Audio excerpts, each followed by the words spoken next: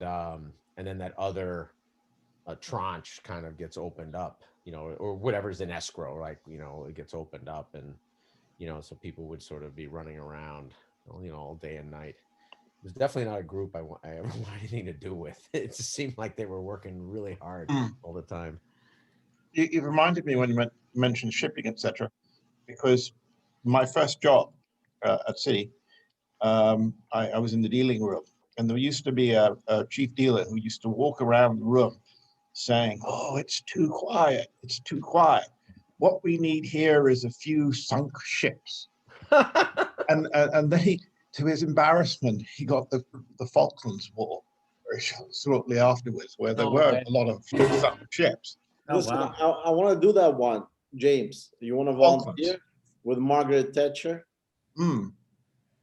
Well, so Yeah. I have I mean, I'll help out a little bit if James wants to do it. I have this very interesting, well, you guys saw it when I did, I think, one of the Pacific ones, that the Belgrano was actually a U.S. ship from World War II that fought in the Battle of the Coral Sea, that And we then, survived Pearl Harbor. yeah, survived Pearl Harbor and then went to the Coral Sea, survived the war. Like, actually, it was like Yeah. it was a very, one of the reasons the Argentinians wanted it is it was a very, seaworthy ship. And then that was the one that the English sunk. And what was so amazing about its story is that one of the missions it had is it's so in during World War II in the Pacific, is that it supported British landings in New Guinea, and so it's just like the way it came full circle, as a ship that supported British, fighting in the Pacific, and then ultimately was sunk by, The you know, British. by yeah, by a British. I forgot if it was a Lancet missile. I forgot which one it It was. was it was a submarine. Yeah, but it was. I mean, I forgot which torpedo class it was. And I'll have to look Oh, that up. But I have no idea. it was like a Lancet or something like that. But I mean, it had no chance, right? You hit anything with those Cold War torpedoes were just. I mean, these things could take down buildings. I mean, they were so. I mean, they were so big. I mean, they were like little submarines with bombs in them, basically.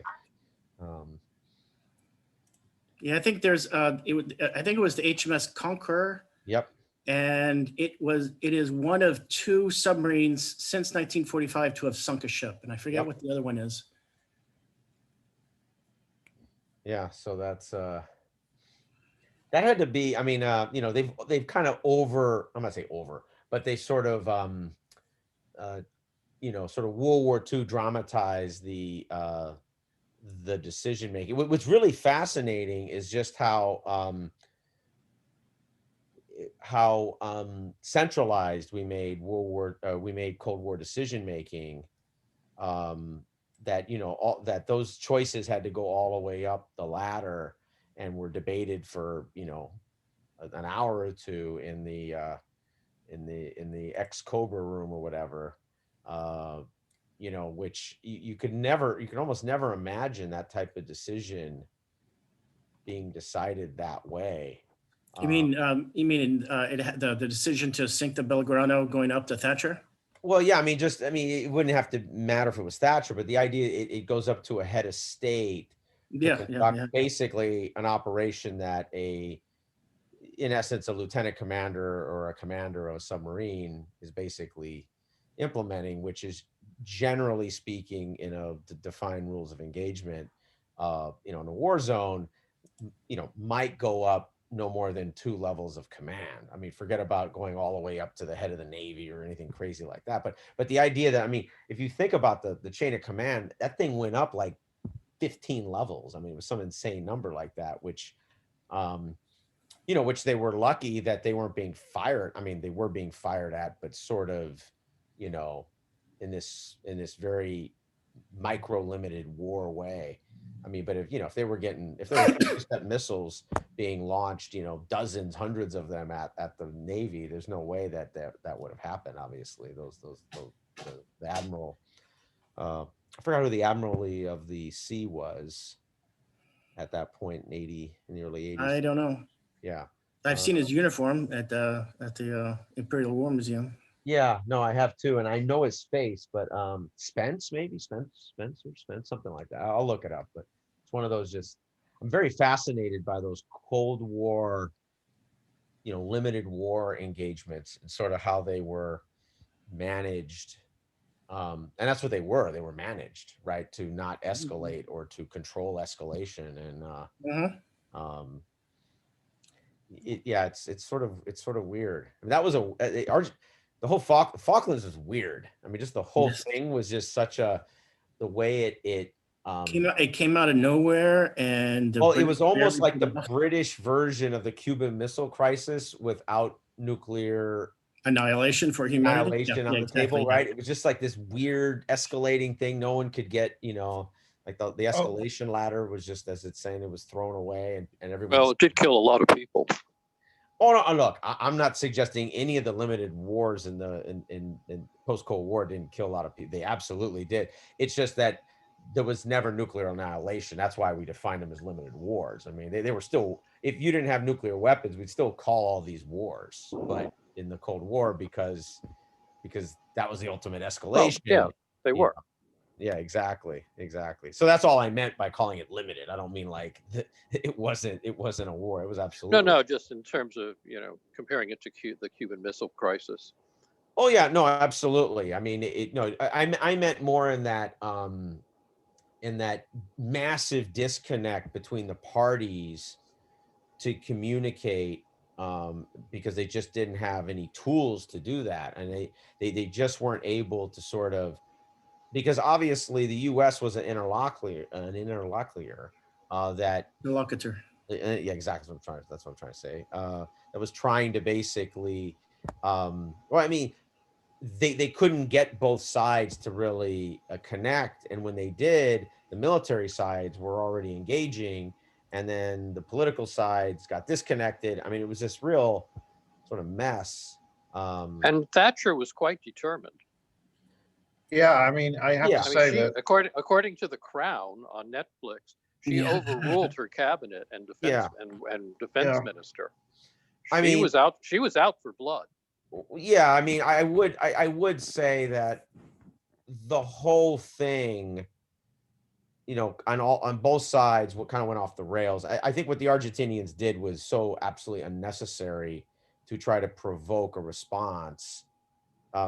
And I think they thought they weren't going to have a response provoked. And when one started, they miscalculated very badly. Yes. Yeah, that was their moment to back off. As soon as you saw, whatever, I think it was Task Force 4 or whatever, like this isn't a video game, right? I mean, when you move a nation, it's like you're not moving it for like pretend. So once that task force got going, that was the moment for the Argentinians to sort of, exit stage left on that one and not sort of, anchor themselves. And they did. And then that's sort of, I mean, that was sort of the thing that just went off the rails after that, because. Yeah, but most of the people I know who worked in foreign exchange back in those days, we really disapproved of Britain going into the Falklands War. I was not in England at that time. I was working in Hong Kong, but that's actually a little bit of one of the wonders is why a lot of FX people are Democrat leaning and equities are Republicans. But that war, I don't know anyone in the dealing room in Hong Kong who was in favor of that war. Oh, I mean, look, I'm not suggesting people's personal sort of let's go war, but I mean, there was I mean, what do you do when a party takes over let's say a UN recognized, like China takes over a island that is, defined as the Philippines? What do? You say, please don't do that. We're going to sue you. And I mean, there is this dynamic where if you've got a belligerent who is clearly sending precedent signals, which could then lead to other, I mean, that's just what happens, right? Or that can easily happen. So, I mean, they were sort of testing them is what they were doing. And so Well, what do you do? I have to say that I strongly disapprove of most wars, but I mean, my parents were both pacifists. Sure. No, I understand. One was a Polish Jew and the other an English Quaker, and they both had very passive. You know, they were both against war. But I think some of these things. I think that Falklands War could have been settled not so quickly, obviously, but in a different way, without having to lose all those people on the Belgrano. Oh, absolutely. I Absolutely. don't, I'd have to disagree. The Argentinians never, until British troops landed at San Carlos, the Argentinians just didn't believe the British would go to Exactly. war, so they That's right. wouldn't they wouldn't give in, and Thatcher was damn determined to get the islands back. So there was a dissonance between the two sides that they couldn't get together. Yeah, but it does. I'm sorry, but I'm Argentinian. I wasn't there at the time, but the government was in a very, very bad shape. Exactly. And war is the best thing to do when you are in bad shape. So they they didn't think that they will win anything. They just want to delay the disaster that was Argentina. Well, and the thing is, and you're right there, Maria, because you had General, I'll butcher his name, but Galtari, is that his right? Is that the right name? Galtieri, yeah. Exactly, Galtieri. Yeah, thank you. And you know, and that was Argentina was basically under, you know, a semi-military. He was on TV drunk, Yep. talking Really? to the people. I mean, it was a disaster. It was a disaster economically. It was a disaster, everything. So the only chance that they have was to unify the country, and they unified the country. The really very stupid thing, but they unified the country, going to war for, for nothing. But a lot of people were very, very happy to that we lost. Argentina lost, because if we didn't lose, we would have the monsters, the same government for a long time. So that was the end of the decline and the disaster that was Argentina at the time.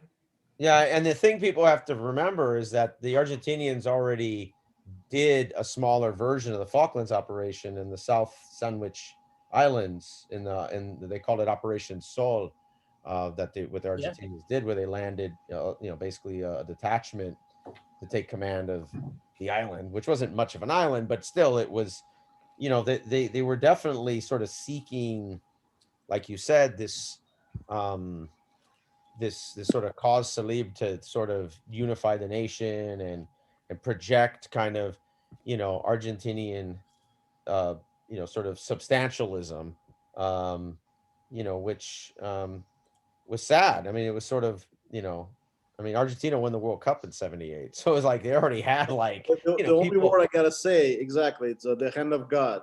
No. 78 wasn't hand of God. That was 86. But they were, 30,000 disappeared people. So, absolutely. Absolutely. We were in a very, very bad shape. I think it was 78 after the World Cup, right? No. 78. Yeah. So 78 wasn't hand of God. That was 86. So 78 was the World Cup that Maradona wasn't invited to. But with the military, we also won the cup. And I think it was pretty bad. I will prefer that we lose, because that's, it was like the militaries were winning. I mean, there was disaster. Yep. No, exactly. The reason I said the kind of God is who it was against. It doesn't matter what year. No, I know. What I'm saying is that was 86. That was after the Falklands. Yeah, no, but 78 was against Dutch in the finals. Yeah, I know. What I'm trying to say is that was before the Falklands. No, yeah, that's fine. But it was kind of their revenge. Yeah. The way it was done, Exactly. All right, so you want to start, my friend? Well, do you want to? How many people are here? We have 7 people. Okay. Or maybe a few more than that, right? 3, 6. We were supposed to get 10, but yesterday. Okay. All right. No, that's good. I'll get going here. All right. Let me. You guys see my screen, right? Yeah, We Czar. see your bumps. Yes. So these were. So Mikhail's not here. I always highly dependent on Mikhail because especially. All right. Let me go Couldn't back. make it. He was looking forward to yesterday. I apologize. Yeah. But maybe I should have moved it a little bit further, but it's fine. My Well, fault. you could send an email out or whatever saying that we're starting. Let me do this. Let me. Yeah, I did already. I got it. Okay. Mhm. No, I meant if those. All right. Let me go back to where I left off, which was in the Marshall Plan. Boom, boom, boom, boom, boom. All right. So let me move this down out of the way. Just in case you didn't know, Mikhail created the hydrogen bomb for Russia. So he's like sitting here. That's funny. Oh, by the way, just so you know, based on your inputs, a couple people, I did put a section in here on the nuclear forces themselves. And because, I figured you guys might, some of you might, that might appeal to you. And then I put another section here on some of the sort of, I don't know, call it Cold War benefits, but whatever, but sort of like the things that came out of World War II into the Cold War. Like, I mean, there's things that people just don't really connect with, like microwaves, and the fact that that came out of, a developing microwave technology. What's really fascinating about the microwave, it's another one of these, um, it's like the same way the United States has a lot of inventions that then a lot of tiger and sort of Asia Pacific countries in the last 40, 50 years really sort of materialized after, like, a lot of technologies were developed in Britain that the British industry wasn't really able to sort of get it together, and a lot of those were ultimately licensed and developed. I guess that means I'm the bad guy here. Oh, hello. Yes, hello. Oh, hi.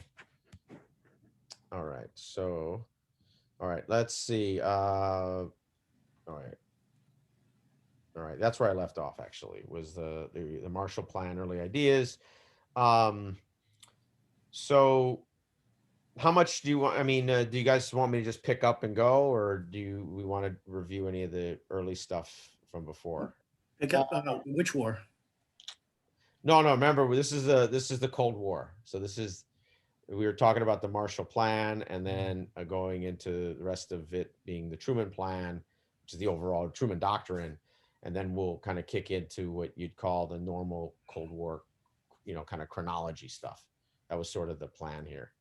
This was Maybe just a quick summary, not necessarily, like just mention Keenan, all that stuff you went through, just very quick. Yeah, let me go back a little bit. All right. Yeah, this section here. All right. So, so this is really the end of, let me go back here. Okay. So end of World War II, obviously the Soviet forces are all the way in to Germany, basically have taken over about half of Germany, well, actually a little more. And then the Western Allied forces, the U.S., the British, the French, which were really part of the Allied powers, the Allied fighting force, which was like the Polish, the Free Dutch, and let's see, the Free Czech, the Free, all the different free groups and partisans were part of that Allied force. So basically, that's sort of where it ended on VE Day, and then we had conferences that were going on during the war. It was never There was never agreement on. I mean, there was high level kind of corporate agreement on the broad direction, but there was never concrete agreement on on elections and on the politics and on the sort of systems of government after the end of World War II. And let's see. I mean, basically, Stalin agreed to whatever he felt was going to be effective to get everything else he wanted in each one of these conferences, and then he would just change his mind anyways. Um, and let's see. Oh yeah, so in essence, the countries that were really part of what became the Warsaw Pact, which was founded in 55, 56 till 91, um, that was really the debate going into the end of World War II, in terms of the end of the hostilities in Western Europe. And we can't forget that the hostilities finished first in Western Europe in April and May of 45, but they didn't finish until August, really September of 45 in Japan. And so there was already this, everybody, it was like a gold rush between the Soviets and the Allies for everything, nuclear scientists, art, um, to any kind of technology, or not, all the rocket makers, the V program, all the aircraft and jet people. I mean, just, and then on top of that, just normal, good old fashioned Nazi hunting and killing, which was, a sport basically. Um, so you had this really kind of, to be honest, sort of Wild West, um, that went on for a big part of 45. Um, and a lot of it had to do, I mean, if we're going to be very simple with it, as the Soviets were far more clear in their own aims in Central Eastern Europe, and trying to push as far as they could into Western Europe, than the U.S. and the Allies were. The European allies were pretty serious because this was their backyard, but the U.S. at that point was very committed, obviously, to defeating Japan. And what we have to remember is, however obvious it is that the atomic bomb worked, and the atomic and the two bombs ended the hostilities or the war in Japan, in March, April, May, that wasn't clear that that was actually going to happen, or that you could guarantee that those weapons were actually going to work. So we were still preparing basically the largest invasion in history, which was going to start in November of 45 and continue basically through all of 46, with somewhere in the order of, five plus million U.S. forces with another million plus allies, and pretty much everything that everyone had from a military equipment standpoint. And the Soviets were also preparing for that too. And one thing that I think is easy to forget, because this map doesn't really show it, is um, the the Soviets viewed the opportunities of the East as pretty substantial, in terms of some form of Soviet communism. And so as they went into Manchuria, they basically hooked up with the Chinese Maoist army, Communist army, which was under Mao. And then they, the same thing under Kim Il Jong, the first, the senior, in what became North Korea. So they had a lot of energy there, and then they were preparing for their own invasion of northern Japan, of the fourth island at least, which would have taken place in 46, which would have been very, very difficult, because the Soviets, just like the Mongols, never did really well over water. And it's just because they didn't have a lot of practice. And so, that would have required an enormous logistical effort, which would have, that would have been very, very sapping of resources. So that's this sort of larger picture that was going on. So, everyone was sort of stretched, and there was this sort of Wild West going on, all over the place. So Aaron, can I ask you a quick question? sure, yeah, any questions? How was in it like the army? How much destroy was the army in the Soviet Union? How much destroy was the American army? I mean, Sure. 20% was lost, or Yeah, I mean, so you're asking a great question, which is basically, and it's this big kind of counterfactual in history. Let's pretend the atomic bombs were duds. And so now you need to do, both basically the United States first, and then obviously the Soviets are not going to miss out, are going to basically invade Japan. How effective were those fighting forces? At the same time, you were clearly in a divided Europe between the West and Central and Eastern Europe, and you had to, have enough force there to, to run the place and to, maintain the stability. So what the plan was, at least from the United States standpoint, is that the majority of the, let's say, less combat oriented, older, injured, what they used to call shell shocked, et cetera, plus new recruits, et cetera, we're going to go into the Western, we're going to go into the European theater.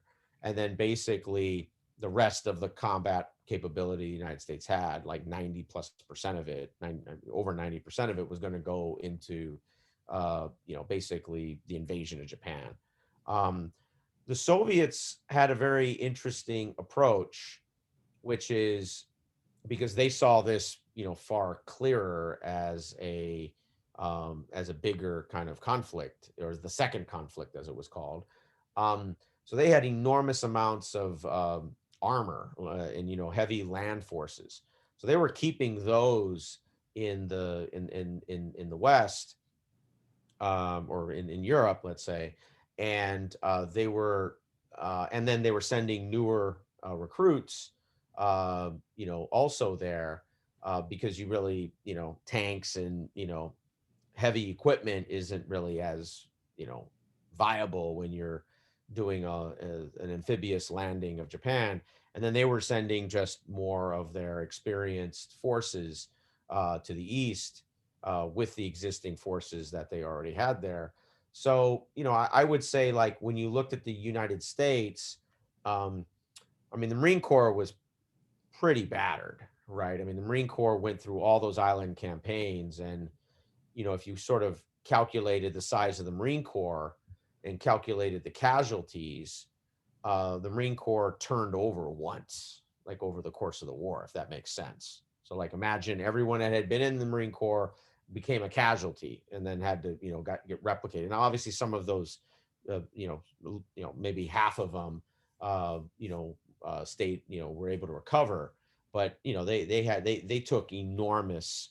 I mean, they were a much smaller force than the Soviet armies, especially the larger armies, but they had the same kind of casualty rates. I mean, they were just astronomical.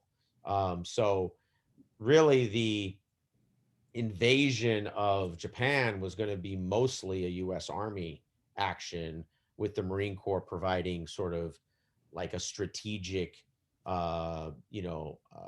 component of it, to do like an amphibious, like a shock landing, that the places in Japanese that the Japanese weren't expecting, behind them, et cetera, to sort of disrupt the Japanese defenses. But it was really going to, because the Marine Corps was pretty battered, and the Soviet forces in the East actually were basically the least affected forces in all of World War II, because after General Zhukov, or he was lieutenant general then, basically defeated the Japanese, and we did a few months ago talked about this, in Kokengul. The Soviet forces that stayed there, the ones that wound up staying, that didn't get brought back to the West, really didn't engage. So they were fresh.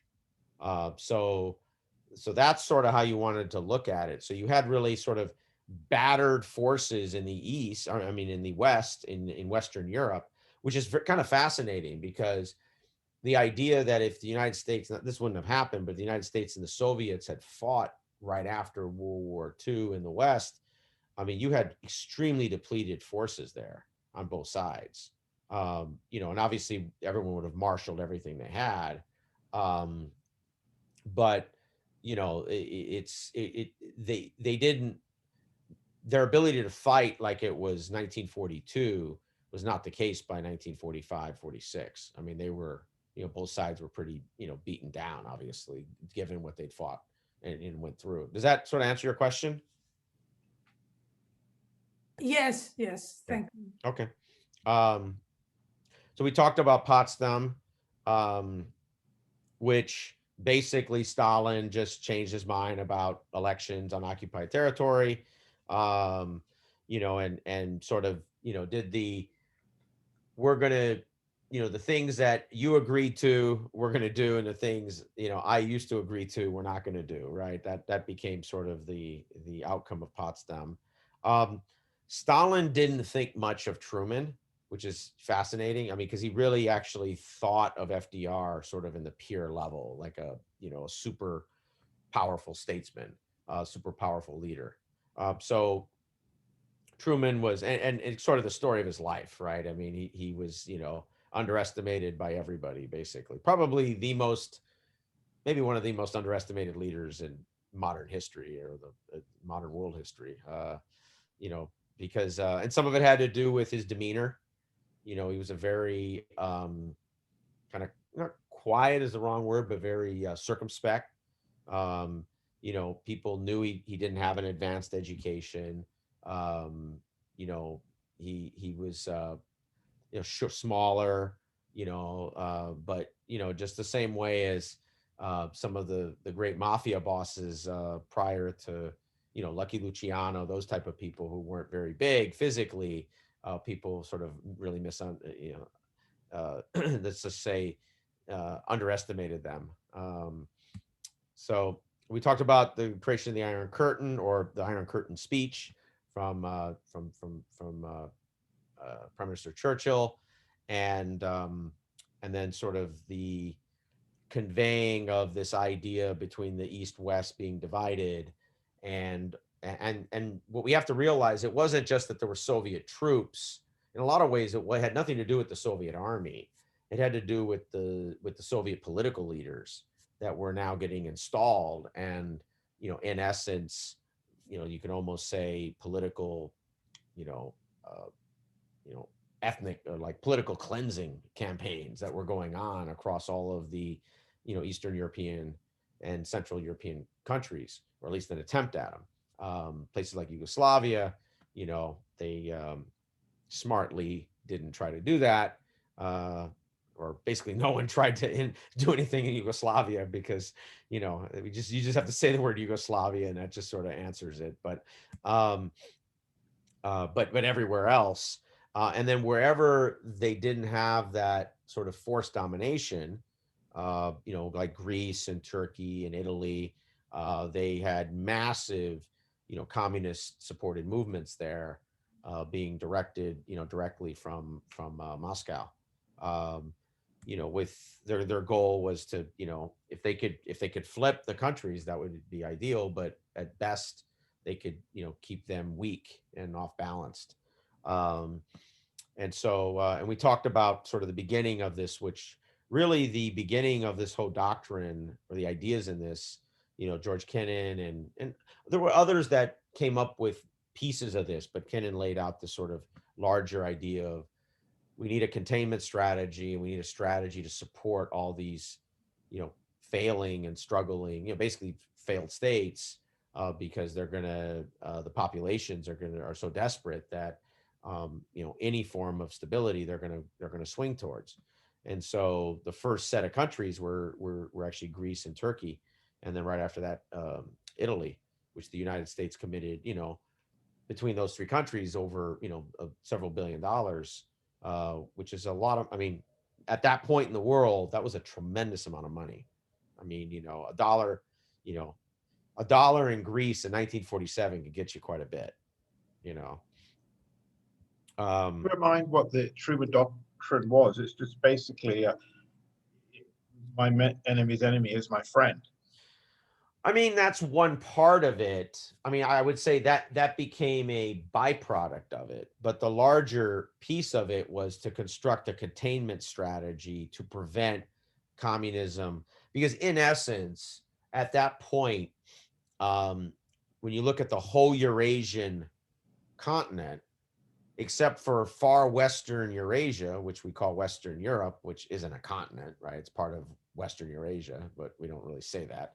But so except for far Western Eurasia and, you know, maybe a part of Korea, I mean, in essence, and you could say India, because it's, you know, it hangs off of Eurasia, even though there's a mountain range there. Basically, everything else was communist or leaning towards communist. So, you know, we can't forget how massive that was at that stage in the world, where it looked like, except for, you know, Africa and which was still very colonial. I'm sorry, but you show it like was only Stalin who was. Oh, I didn't mean it that way. No, not at all. Not at all. I think there were a lot of popular movements that they were coming out against, and it also wasn't the West was democratic and the East was not democratic, because there were a lot of countries that they were not democratic in the West. So. No, absolutely. But I mean, I think there was a pretty clear delineation, at least for the Soviet sphere, those countries that the Soviets had either taken over because they were collapsed states because of World War II, or they had begun to have massive influence campaigns that, you know, that was considered to be, you know, a domination threat. I mean, I don't think that was sort of an irrational way to view it at that point. Now, this is sort of what, you know, that's why I included these. This is what, you know, the Soviets sort of viewed the world as from at that period of time, or eventually, right, by the early 50s, basically. You know, or by 48, let's say 48, 49, 50. So, you know, and then I had this map, which I always like, you know, which is this sort of Soviet view of a map, you know, even though the North Pole was not, you know, it's not like you can, you know, drive 100 tank armies across the North Pole and you're invading a bunch of Russian cities here. but, you know, this was their sort of view of, you know, of them being surrounded, or their perspective on, or what they thought. And which wasn't that far from reality, right? Well, I mean, no one was contemplating invasion of the Soviet Union. Not invasion, but you want the Soviet Union to stop being communist and to spread communism. Well, yeah, sure. I mean, I think that was a very that was the policy that, you know, a very large amount of people who supported anti-communism viewed it as. And I would say, and I do have a section, and we probably won't cover it today, but if we do another one, which I call the global left, which was different than Soviet communism, which was different than sort of state communism. So I sort of break those three things out, which I think is a lot of what you mean. You know, correct me if I'm wrong, but that there was a real difference between the global left or became the global left, Soviet communism, and, let's say, other forms of state communism that were out there. So there was, you know, it wasn't, and you revolutionary movements all absolutely over the world. Yeah. Absolutely. And so I have a section that sort of that covers that, you know, if you want, I could pivot into that later in this presentation or next time, because I figured that would be something that, you know, would come up. So yep. So anyway, so we talked about the Marshall Plan. It was 17 billion, which is, you know, the equivalent today of, you know, like $250 billion, but it's a lot more money than that because of the basket of goods and the purchasing power. I mean, it would be like $1 trillion program by today's standards easily. You know, and you know, which was a big deal. I mean, there was nothing like that that had really ever happened. Um, and let's see, and Berlin, you know, so we talked about Berlin and just sort of the division of Berlin, and then which was really the Soviets' design. So the Soviets really wanted Germany to be 4 countries, because they never wanted them to have any capacity to ever be unified again, and you know, and really ever have a threat, you know, a French or German threat ever to have you know, to threaten Soviet, or you know, or the Russian sphere. And if you go all the way back to Prussia or the Napoleon, I mean, you know, just this view of over the centuries, you know, the prior, you know, 300-400, you know, 300 years, let's say, you know, 200 to 300 years, really, I'd say back to Frederick the Great, you know, so somewhere around there, maybe even a little before, you know, the Russians had pretty much been on the wrong end of the Western European stick towards them. And so so that was really essential from a Soviet perspective. And so what really happened is a version of that happened in Berlin, which eventually just became 2 sectors, basically the Soviet, or the, you know, the East German sector and the West German sector. But at least right after the war, that it was divided up between the British, French, you know, the United States, and the Soviet sector. So anyways, and let me fly, because we went through a bunch of the Marshall Plan in let's see, we talked about the Greeks, supporting the Greeks, which had a very, I mean, the Greek Civil War, which maybe some point we can do, this whole Greece and Italy, Turkey, from like 45 to 50, I think is really not ever studied. I mean, obviously there's some nerds with PhDs in Greece and Italy and in Turkey, and maybe a few in the US or whatever, and in the UK, but on average, most people aren't waking up talking about that. But these were incredibly you know, revolutionary and violent movements, you know, very similar to what you saw throughout really the Cold War, whether it was in Indonesia, or whether it was in South America, or whether it was in, you know, you know, parts of Africa, you know, where you had just these very strong, you know, nationalist partisans, these local socialists, and then also communists supported, and there was usually a split between those two, which that's something, and I think Marina really brings up, is that, you know, we didn't really understand that, and I don't think that was clear for most people until later, till probably the 50s, that there was really this major difference between, let's call it the, you know, it's almost like the national, you can't ever say the word National Socialist because it's attached to, you know, to the Germans, but, you know, socialists that were nationalist in context. Left nationalist. Yes, thank you. That's what I'm trying to say. And well, there's a handful of words like Aryan, which you can't say because, but even though Aryan really means No, it'd be misleading. people, yeah, people from like Asia Minor, but that's not what it means anymore. But so the left, so the nationalist left socialists that were that were in countries who were not Soviet communists, but then there were Soviet communists that were from those countries, kind of global socialists. And those two movements had a very enemy of my enemy is my friend when it came to either pure nationalist or allied nationalists. So on the other side, there were sort of proto-Western democracy types, but then there were also hard right nationalists. So you really had like 4+ groups, well, the fifth being the regular people who were ripped apart in between all 4 of them.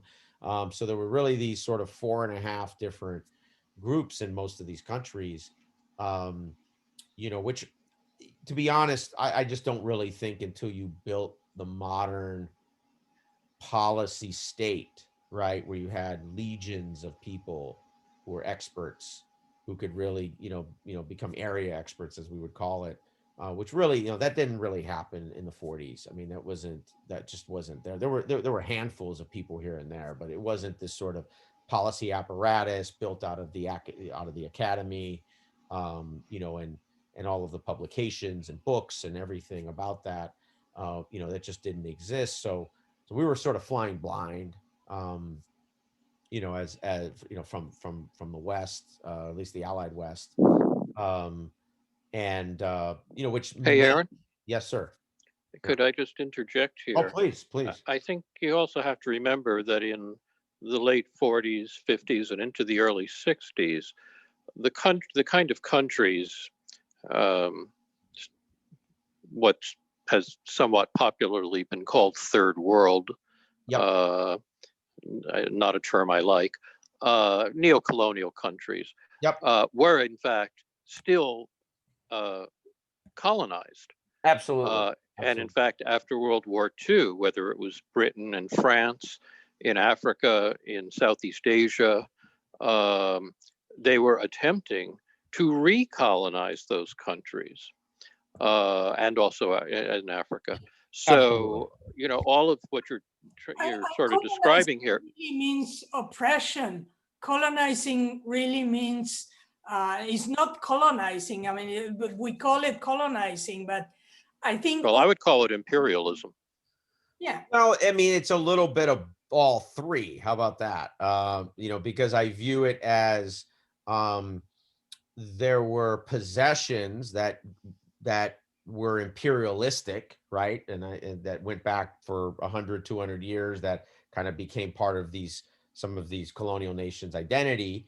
And then there was sort of opportunistic kind of colonization, right? Sort of, post World War II, almost like hustle and flow deal making, right? If someone could get over, could kind of sneak their way back. And then you had this sort of like neo-imperial colonial, which I think is part of what you mean, approaches like the British really had, and basically the United States basically destroyed those. I mean, we destroyed it in the Pacific, and we destroyed it in the Middle East. I mean, the policy of the United States for Latin America was supposed to the back, the back of the United States. I mean, they were supposed to being exploited by the United States. Right, that's true. Yeah, so there was the Monroe Doctrine, and we could go way off the edge on this, but this is not just limited to the Western Hemisphere, which what Dorina is saying. Absolutely, it was also true in Africa, even after all of these former colonial possessions had achieved political independence. They were still economically exploited, not only chiefly by their former colonial masters in a most direct sense, but also increasingly as time went on by the U.S., which was the dominant power, of course, on but also the Soviets. Capitalist power. Come on, guys, you can't say the Soviets didn't do this either. And the East is undemocratic and the West is democratic is false, because that's fine, but the Soviets clearly were doing this also, guys. I mean, let's just not sit here and like pretend the Soviets. No, that's not true. You're quite wrong about that, Aaron. The Soviet Union did not have good, nice human beings to Polish people after World War II, or during World War II. Are you serious? That's the hill you're dying on there. Oh, that's what you're talking about. Yes, there was within the Eastern European bloc. Yeah. Yes, there was a good deal of transfer that the Soviet Union actually really needed, and I guess took where they could find it. But that's not the same thing. That was a political, because, well, in the first place, the Soviet Union wasn't capitalist, right? So, I mean, So to have exploitation, you need capitalism. no, you don't. No. Yeah, You really think to have exploitation, you need capitalism? there's a difference between the economic imperative of capitalism to exploit outside its own borders Yeah. uh, and the political and economic requirements that caused the Soviet Union, on the other hand, also gave tremendous aid, as you were pointing out, to a lot of these neo-colonial countries. Okay, but For how about example, they Ukraine? built the How about Aswan Dam, for Ukraine? example. How about their extermination of half of Ukraine, which was also economic, political, and social? That wasn't exploitation, That, well, I would or was that all disagree. shucks? You I I know, don't. think both The sides. Ukraine had been the breadbasket of the Russias for a couple of hundred years. okay. That wasn't different. I assume you're referring to the famines in the 1930s. Well, not just the famines in the 1930s. I'm including, basically the largest rape campaign in human history is the Soviet rape campaign as they went from When are you talking about? west. Well, there's two of them really. There's one in the 30s and the Great Terror, and then there's also where they gulagged people, everywhere. Which was also in the 30s, The 30s and also primarily, the 40s, and also the 40s, and into the and 40s. and so my point is that the But that's not Soviet. economic exploitation. That's not exactly the same thing. Well, no, if you're But taking somebody's production, then that's not economic exploitation. it may or may not be. Well, But but I'm it's a asking. political. But what I'm saying is, in the case of the Soviet Union, it was a political decision. It was not an economic imperative. Sure, it was an economic imperative because they wanted that production. That was the whole point. I If mean, they were Yes. producing guys, toothpicks, guys, Yes, if they had guys. been as rich as the United States, they wouldn't have needed to do it. Well, having to live in Soviet Union, I agree and disagree on both sides. I mean, Soviet Union had sucked the blood out of the Eastern Europe, and whatever they could, they did. And what they did in Afghanistan by invading it and destroying the whole country, really. And now up until today, there's or absolutely. Kazakhstan, or their Well, massive. I'm just talking about the international part and the help they've provided to Ethiopia and other countries. They're like almost no, never mind, And at the same time with Egypt, and what about China? Russians went in there and raped Chinese women, and then that's when they turned to Nixon and said, you know what, we're better be with the United States. There's a lot of things that Russians did we don't know about, and at the same time, to the Michael's defense, was mostly political. As long as you take a socialism as a structure of the country, they didn't really want to, go after your, like resources and economically exploit you as the Western countries, No, like in Iraq. guys, you're telling like me like it wasn't a system based on profit. okay, fine. It wasn't a system based on profit. It was a system based on collective resource capture. So at the end of the day, that's At exploitation. certain times, yes. Well, Yeah. but okay, but I mean, those certain then the answer is yes, they I mean, did that that. wasn't was. Would you are you going to argue that was still true in the 70s and 80s? By the 70s and 80s, no, I wouldn't argue that. I wouldn't. Okay, but the United States was still exploiting Latin America, Africa, and Sure. the Asian countries that it could to the hilt. Yeah, I mean, the hilt That's the is a relative distinction. term, but That's yeah, the I mean, absolutely. distinction. I'm not going to One debate is that. economically based. One is an Yeah, economic but I just imperative. think these are such false, from my perspective, not yours. I'm not insulting your ability to have that opinion. My opinion is that creating this sort of, it's like a Mott Bailey sort of thesis where it's like you're creating this idea that if the basis is political, then the exploitation is acceptable. If the basis is economic, No, I didn't say it was acceptable. exploitation. No, I didn't say it was acceptable. What I'm saying is it's different. Oh, okay, I guess. I mean, in the end, if you're the exploited, I don't think you're saying, "Oh, well, you know what? That's okay because it was just political." I mean, at the end, People make really bad political decisions. That happens people all make the bad time economic decisions. Why do we think the economic one is just somewhat more evil just because? because it's simply it's well, it doesn't matter. Yeah, okay, we've gone on about this Yeah. probably enough. Um, I mean, I but guess what I'm trying to say, if I had to simplify it, is that but to bring it back to your presentation, the revolutionary movements in the neo-colonial countries were to a large extent against their colonial oppressors, absolutely. Yeah, absolutely. And then the right? global left part of the presentation, I captured that because especially in revolutionary Africa, that was really sort of, if you want to call it like the Beatles, right? That was the rock star movements that went on across really really to be honest, 40s through the 60s. And And that included, Kim Il Sung in North Korea and Ho Chi Minh in Vietnam. yeah, I mean, I Uh, would say, and by the way, the Tito and in Yugoslavia. yeah, I mean, I would say North Korea and is a more of an edge case. Ho Chi Minh for sure, but I would say, North Korea is a little different, funky story given its relationship to Mao and given, it was much more of a satellite proxy in a lot of ways in that relationship. And there was definitely the senior and the junior partner in that relationship. And so, but I would agree, like Ho Chi Minh for sure. Um, a I big, don't mean the individuals necessarily, but the political movements that they led. well, or at least that people thought they represented. That would probably be the way I would put it. I mean, for Ho Chi Minh, I think it was totally crude. Which people are you talking about?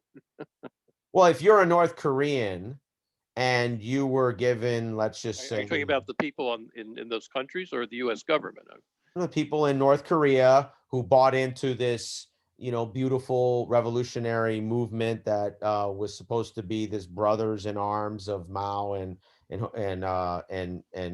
Kim Il Jong against the imperialists, blah blah blah. And then when you look behind the scenes and the relationship that actually happened between the two did not have anywhere near the manifestation Well, that. they were Stalinist parties, and they were, absolutely. And so my point is that if you're the people who believed our dear leader is, buddy buddy with the other dear leader, but in reality, that's not what's really happening. Well, then you're being sold, like many people all over the world, a different bill of goods, which isn't novel or new. Just pointing out it's not as pure. That's my only point. That's why I said that's more of an edge case, because Ho Chi Minh was not like, that movement was very different. That was a much more organic movement to the point that Vietnam. Actually, I don't think that's true. I think they were equally organic. In fact, No, not at all. North Korea, no, no. The Okay, Korean so Communist Party was which was founded and instrumental. supported by Mao in Manchuria. And Yeah, exactly. It was instrumental in helping to win the Chinese Revolution. sure, but Ho Chi Minh was not like that. Ho Chi Minh turned around and the Vietnamese fought the Chinese in 79 and so fought an 8-year war against them, which the Chinese had to lose for the 18th, 19th time in their history because they seem to Yes. invade Vietnam every few hundred years to prove they can lose again. But the bottom line is that was a different movement, is my point, than what you had in North Korea. I fail to see a qualitative distinction there, but go ahead. So anyways, last point on that is because the reason is that was a local developed movement that really got almost no support until the Indo-Chinese War, really until the United States part of really the second Indo-Chinese War. That's when there was far more support, and even then the Vietnamese chose to balance their support with China from the Soviet Union, which the Chinese didn't like, because the Vietnamese didn't trust them. because of the standard 100-year invasion, which they turned around 15 years and did anyways. And so Ho Chi Minh was proven right on that one. And that's very different than what you had in North Korea, which was basically a proxy state even to this day, really. And that hasn't been, in 70 years, that hasn't changed. Whereas, the relationship between China, PRC, CCP, and the Vietnamese has not been that type of integrated relationship for 70 years at all. That's my distinction, basically. You might not agree with that, but I'm just saying, like, I view that as just Well, different. there are aspects of that I agree with, but I think to say that the original revolutionary movements, which were led by Stalinist parties in both cases, is somehow different, no. or Ho that Chi was Minh, when Ho Chi Minh founded, foreordained. I don't see it. Yeah, But why don't you go back to your? But Ho Chi Minh founded his Marxist movement in Paris, which was actually a French Marxist movement, was not a Stalinist movement. So it was actually, that was very different. In the 1940s, the Communist Party was loyal to Moscow. You mean the Vietnamese? No, the French Communist Party. Oh, sure, the French in France. So it's yes. But by then, Ho Chi Minh and General Giap were fighting a war against the Japanese, and so was Mao. Well, absolutely, but that Soviet communism was different than Mao's communism, which was different than, or was becoming different than Ho Chi Minh's communism, which is my point. Well, that's because Stalinism at its root is simply nationalism. This is like a chicken and an egg. Like, can we just? Yes, it is. I'm perfectly willing to let this go. Yeah. No. And by the way, with what you just said, I totally agree with, which is really sort of, if you had led with that and I had picked up. It's why Stalinism is not actually Marxism. You're totally right. If you had led with that, we would have high-fived 20 minutes ago. No, because until you said that, that's what I was looking for. I agree with that. So. What was that, Irene? No, I said that we all agree with that. That it's, no, absolutely. Sorry. Yes. The Marxists. So. Yes, exactly. So, all right. Let's see. I think, we already went over this before. I just want to make sure. So actually, this is part of what we just talked about, which was the British French. They were. Aaron, I really get upset when we see that the British and the French, with help from their colonies, would quickly rebuild their economies. Okay, so let me explain. Can I explain, or you got to hate me and cancel me first before I get a chance to say something? I don't know what form of Marxist cancelization I'm in right now. But no, so my point here is that this was them basically neo-imperially, colonized or what would you say, extracting from their colonies. They were still colonies, right? Like, I mean, we can't say they weren't. I mean, we could say that, but not true. I mean, it's an exploitation, right? Yeah, of course. Okay, so let's call it exploitation. Okay, so then you can write these at 10 o'clock at night with me. Can you do that with me? Sorry. Okay. No, I'm just saying, like, as I'm putting them together, I'm sort of structuring them with sort of the way they were at that point, which I by the way, I said there was an exploitation, right? I'm not defending their colonization. I'm just pointing out that that's what they did. They took, because the other thing we can't forget is that a lot of the World War II support forces that they received, and some cases resources where they could, because shipping was very limited and constrained, they received from their colonial possessions. So there were. But I'm sorry, because what I'm kind of trying to get to this. When we said that the East and the West, democratic and not democratic, this is undemocratic. This is, I understand that. But at the time, there is no democracy. It's not that there was the democracy in Europe and not democracy. There was not democracy in Europe, because if they are exploiting There was nothing in Europe. Europe was demolished. It was whoever was going to step into that vacuum. It was demolished too after the war too. But I mean, this thing about calling democracies on one side and not democracies on the other side, we see that the Europeans, the French, the British are not democratic because they are not. And if the United States was supporting democracy, what they have to do is not to allow to have colonies. And that's what the US did ultimately. But you can argue that the France and Britain were democratic in their own countries, but they still had colonies. So that's great. You're democratic on your own country, but you and the US not unlike, although somewhat different in form, Black oppression as a result of slavery in this country. Let me see if I can cut through a little bit of this for us, guys. This is supposed to be the review section, guys, but that's okay. I mean, sorry. no, it's okay. I mean, you know, we can do the review the second. Next week we can do the next one. We'll just do the review over and over again until we get through it. See, it's your fault for reviewing. I know. You're right. I'm too nice. I don't want to be exploitive and jump right in. I want to give everyone the choice. No, that was my joke. So, Irina, one of the things that I think you may not entirely realize is that, in fact, from the point of view of the U.S. government, this is exactly the way it was presented to the American people, exactly, and through their propaganda over and over and over again. Well, it's all we understood from the end of the war up until at least through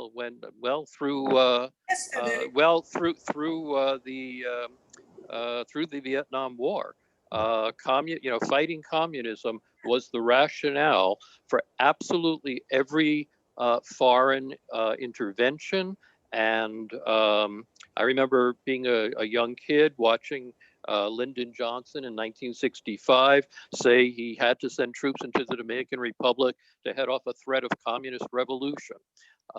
It wasn't new in the 40s, and it lasted a very, very, very long time, pretty much till 91, 92. On the other hand,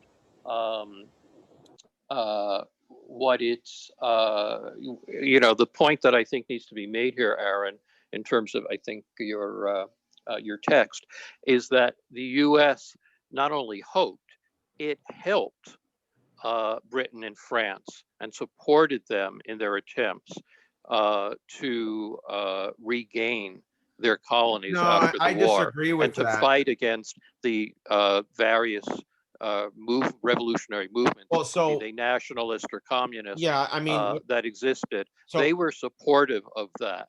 Yeah, I mean, that was a very case-by-case basis, and overall, 9 out of 10 cases they weren't. The U.S. basically let 10,000 French troops die in Vietnam on purpose, and they basically threw the British. How did the U.S. do that? By not supporting the French with any airlift, bombing, or any force assets. And I told the French that they didn't want to at that point they weren't going to do it. But of course, this is 54. Come on, guys, let me finish. This is 54. Okay, go ahead. This is 54. So within these 5-7 years, then we threw the British under the bus when it came to Suez, and we told them we were going to do it too. And we basically ended that, right? We ended basically the British, whatever little bit of Middle East colonialism they had left, or at least aspirations for it. So I mean, the U.S. had, if you want to call it an uneven record, that's totally fair. But it wasn't like that was not uneven. It was always the same. No, it wasn't always the same. Did you hear what I just said? They didn't provide very much material support in the early years, but as the Truman Doctrine gained potency. Well, what's the alternative, guys? Seriously, Soviet domination of the whole world? That's not the question. We're not here. We're not debating policy. What that became, what that turned into, was that the U.S. substituted itself in Vietnam for the French, right? Tried to take over the Middle East, assassinated left-wing leaders like Mobutu, not Mobutu, what's his name, in the Congo, supported right-wing torture regimes, often military regimes in Latin America and elsewhere. And we can Arena's cover much all that. closer to the Arena's much closer to the truth here. Oh, sure. As the Soviets did the same, and as you know, I mean that's basically the Cold War, right? The Cold War was this. It's not to Soviet say, Union did not do the same. That's not true. yeah, Really, the Soviet Union did not have 500,000 KGB around the world that were, what were they? I mean, what were they doing? Food, Gee, they had spies. Well, who were what government? assassinating people, who were disappearing people, who were part of a Cold War between the United States. This was a bipolar war. What government leaders were because what he's disappeared? saying, you know, who is worse? I mean, they both sides had Well, there was a famous assassination. Which look, Aaron, which Can I side, suggest the we US stop- or the stop and- USSR, had military Just gonna keep bases going like all this. over the All world? right, guys, I'm gonna have to put a stop to this. All right, Yeah, let's okay. move on. Thank you. This is over. Okay, we're all friendly buddies here, and this is gonna go on forever. We're gonna have. I know. This was all All right. So let's see. We had talked about, okay. So the Marshall, the original basis of the Marshall Plan, he did a speech, which basically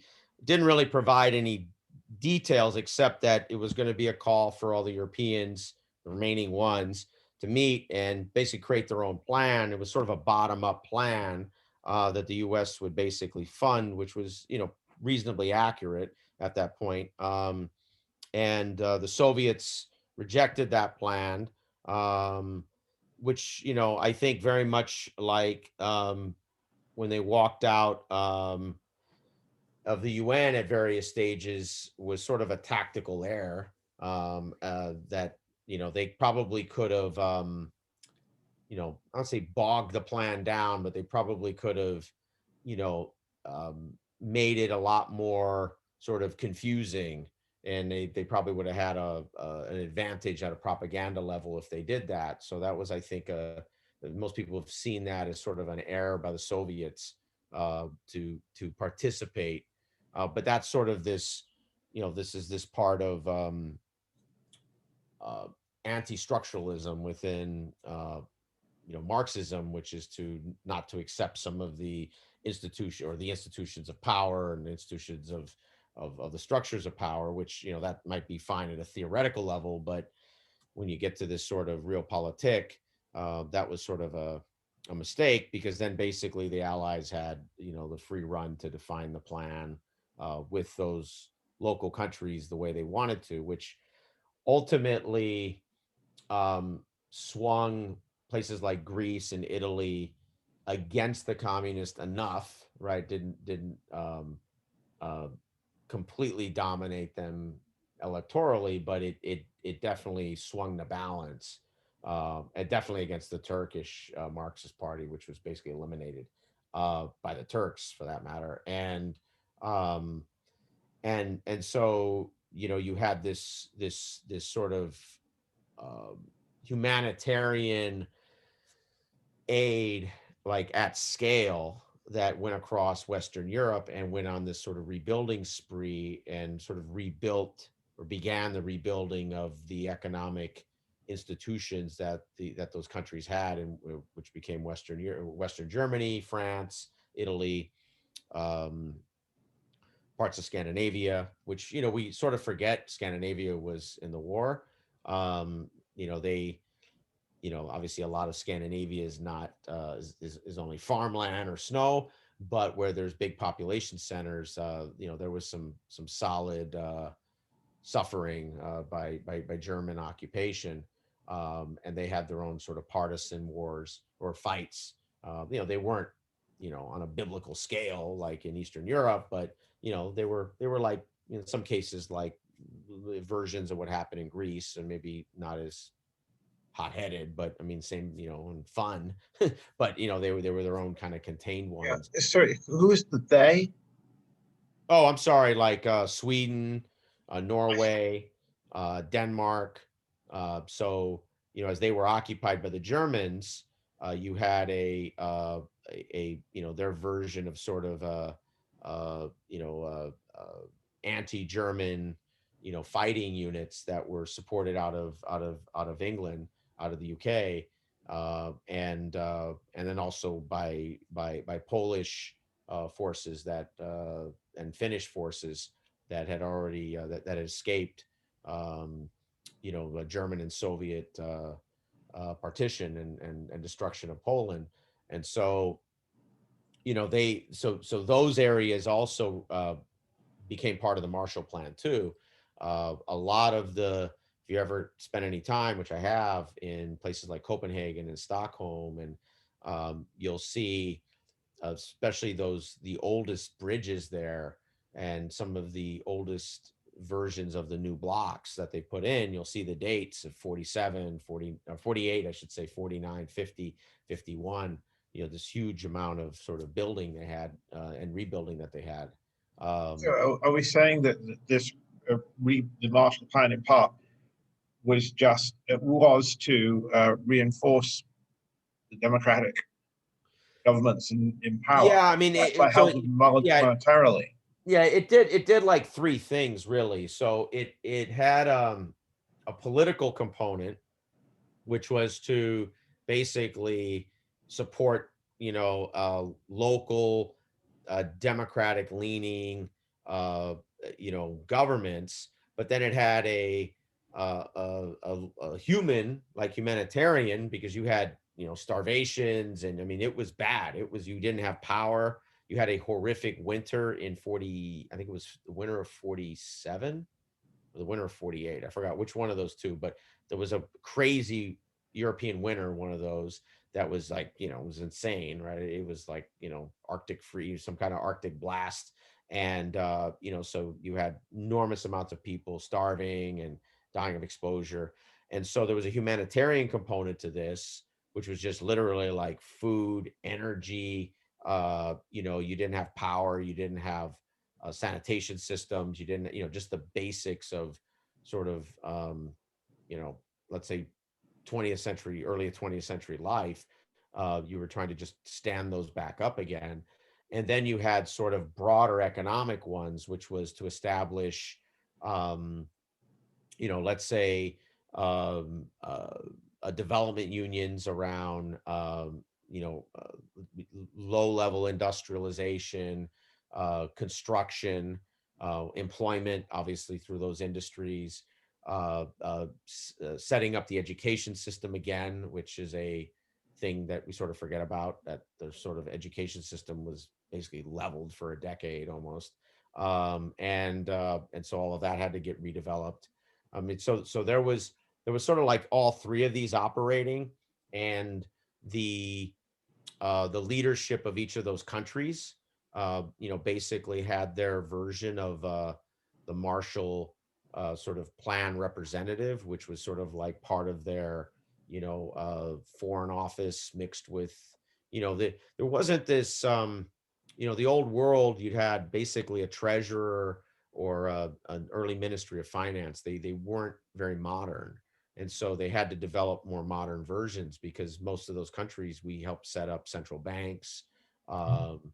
We provided sort of, like very rudimentary cash payments to people, et cetera. And obviously transmitted through their banking, building their banking systems back up again, very basic services, things like that. So, I mean, that's what pretty much the whole plan was for 4 years. I mean, so it was really like a great big, regional rebuilding plan for, 100, plus million people, basically. Is there any, I mean, we may not know, but was there any resentment of all this money going over the seas in the United States? And Yeah, so this goes back to the good point that Michael was making, which was, the way Americans understood this, right? And we have to realize, like, at that point, maybe 8% of Americans had a college degree, probably not even that high, maybe 5, probably somewhere in the order of 40%, maybe lucky 50% had a high school diploma. I mean, so we were, a very and I'm not saying that to say people were smart or dumb or anything like that. It's just to point out that, you know, you, you didn't have an enormous sophistication about what was going on outside of the United States. You didn't have a very large understanding of what was going on inside the United States. For that Aaron, matter. the propaganda was that you have to fight the Soviets and the communism. That was the Yeah. propaganda. Well, yeah, but that wasn't like we have just to made give that up. Like but- there's Alaskans that are invading people. I mean, there was clearly I mean, Soviet. that was the propaganda. I mean, you have to unify the people, and you're saying you're No, putting. I understand that, but the Soviets did not allow free elections. So you'll agree on that, right? Like, because everyone I'm else, sorry? the Soviets took over those Eastern and Central European countries, right? Okay. And they didn't allow any free elections. Okay, but we're not talking about free elections because there No. were no free elections in a lot of countries in Latin America supported by Okay. these Well, countries. then we should have just let the Soviets go all the way to the Atlantic, and then that would have been that, right? Well, can I ask another question? I was There you go. thinking when I made that last comment, to contrast with the era where we are now, where there's a huge sector of the population that resents money going overseas in any form, and it was almost beginnings of isolationism here.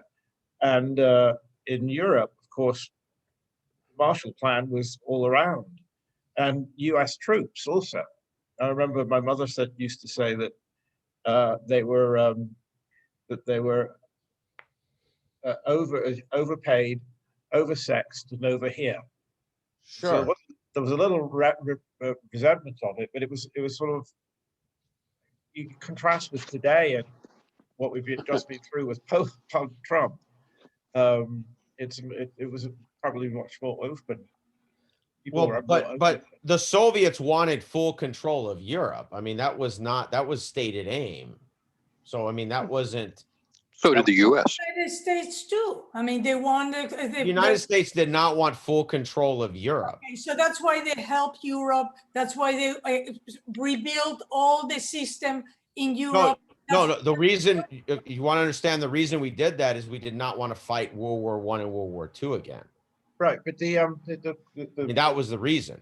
But I'm really wondering if there was resentment in the United States. Yeah, I was getting to that. To that. So that's where I was going to get to.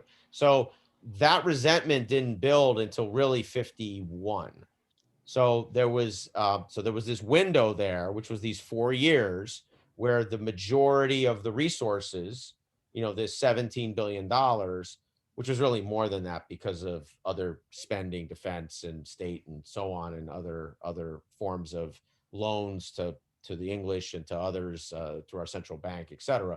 But, let's say in the tens, that tens of billions was transmitted, which was really a force multiplier, right? So it didn't take over their economy; it filled it in, and it allowed their economies to sort of stand up and start the process of getting of redeveloping into the modern sort of social democratic states that they became, and they all elected basically social democratic governments pretty quickly by basically the early 50s. And so ultimately that first 4 years was key.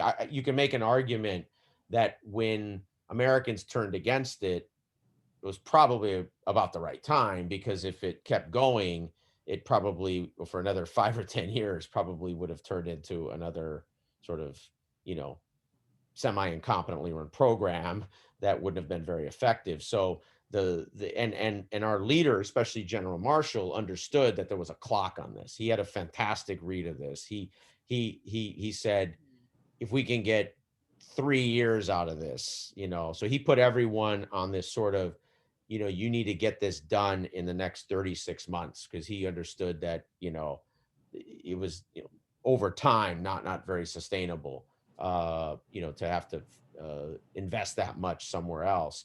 And so that actually gave it a lot more velocity, and a lot more sort of focused impact. So we didn't have a lot of sort of boondoggle programs, right? It was very much, getting power back up, getting sanitation, food, housing, started cleaning up. The cleanup was insane, right? The amount of the millions of structures that were destroyed or damaged, tens of millions of structures. I mean, that just think of the scale of how much you need to clean and fix that up, and just where do you put it, right? Where do you put all of that?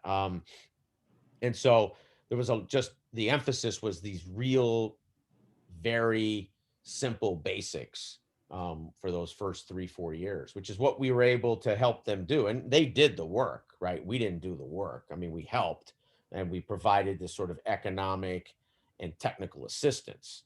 I mean, that's really the essence of what the Marshall Program was. It wasn't like the United States did the work. I mean, it was the people, the tens of millions of people in Western Europe that did the work. We provided this sort of this, think of it as like this security blanket underneath of it, especially in the beginning when you didn't have resources. And the big reason we did this is that we did not want a repeat of what happened after. Not that that was probably very likely, but in terms of our national imagination, as anyone else would have, we didn't want a repeat of what happened in Germany after World War One. Yeah, I mean, that's the high level summary of that is that in the First World War, after the First World War, nations tried to go back to the way it was and reestablish life in the situation before it was before. But after the Second World War, it's really clear that they did know not to try and go back to the old ways. There was no reparations, etc., or anything like that. Yeah, exactly. And so in a lot of ways, you make a great point. In a lot of ways, this was almost a reverse reparations program. If you want to really overly simplify it, relative to World War One, we were sort of fighting the aftermath of World War One with the aftermath of World War Two, with the Marshall and the. I mean, I can't remember which president was it at the end of World War One, because he actually Wilson. It was Wilson, President yeah, Wilson. It was yeah, Wilson. he didn't get his way in the end, but he was trying to persuade the European leaders that that what was I going to say? The European leaders, yeah, what did he call it? It was To forgive the Germans of their war debts, or to at least yes, to at least put time limits on them, because a lot of people don't realize that I think the last German war debt was paid for World War One. It was paid like sometime in the 80s, something insane like that, where it was supposed to be forever, right? And it was the interest on it was 50 times the amount of the principal, right. and people like Keynes obviously were rational enough to realize this is totally unsustainable, right? You can't if you basically break a place at a bankruptcy level, which is what the European powers wanted to do, right? They all wanted to punish Germany and continuously punish. Basically, their version of punishing it was beating it down. Yeah, Wilson didn't get his way, unfortunately. No, of course not. He was saying the phrase, I think it was peace without victory. Exactly. No, that's great. So that's what a lot of the Marshall Plan, and you have to realize that almost all of the leadership in the United States at that point had served in World War One at some level. If there were older leadership, I don't mean younger people in their 30s or 40s, but people who were in their 60s. Basically anyone over at that point, let's say 55, that was a leader in the United States, had fought in World War One or had participated in some way. So they had this it was like that was their version of the Civil War, really. And so they had this imprint on them that whatever we were ever going to do, we were never going to fight a third one of these wars in their lifetime. And so that's what governed an enormous amount of these decisions, at least from those leaders. People forget Truman was was actually a fantastic artillery commander in World War One, and obviously Marshall, Eisenhower, all of these people were all World War One either they served in government or they served in the military in World War One in the United States military in Europe under General Pershing. So um, so this is sort of the rest of the Soviet rejection, which the talks for the Marshall Plan were in Paris on July 12th in 47, and you know, and so obviously, you know, and we know from the archives that Stalin, and I think rightfully so, from his perspective and from their perspective, believed that economic integration of the West would basically prevent any form of either Soviet, you know, pacification or maintaining sort of keeping the West off balance, or being able to dominate it. Which, you know, he was right about that. And the Czechs and the Poles wanted to attend, but, you know, they were persuaded, which, you know, I'm sure wasn't good to get persuaded by Stalin. And then Finland, because it had fought 3 wars against the Soviets, you know, which basically has governed most of its policy since those 3 wars, it always tries to find itself in this sort of strategic neutrality, which they called it. But that's sort of actually that's changed the last like 4 years, for the first time in, you know, 70 years or whatever. So these were 16 different countries, and the thing you have to realize is as Marina and Michael pointed out, the world still had, you know, astronomical colonization, in terms of having colonies. So the amount of countries that existed then was, you know, really 5 times smaller than it is today. You know, so, you know, the decolonization and the independence movements led to, you know, nearly 100 countries basically being formed. Yeah, a little. You might be, I can't show it to you very easily. Well, I can try.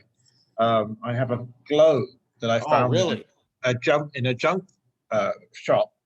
Oh, And that's it awesome. appears to be 1930 by what the countries are.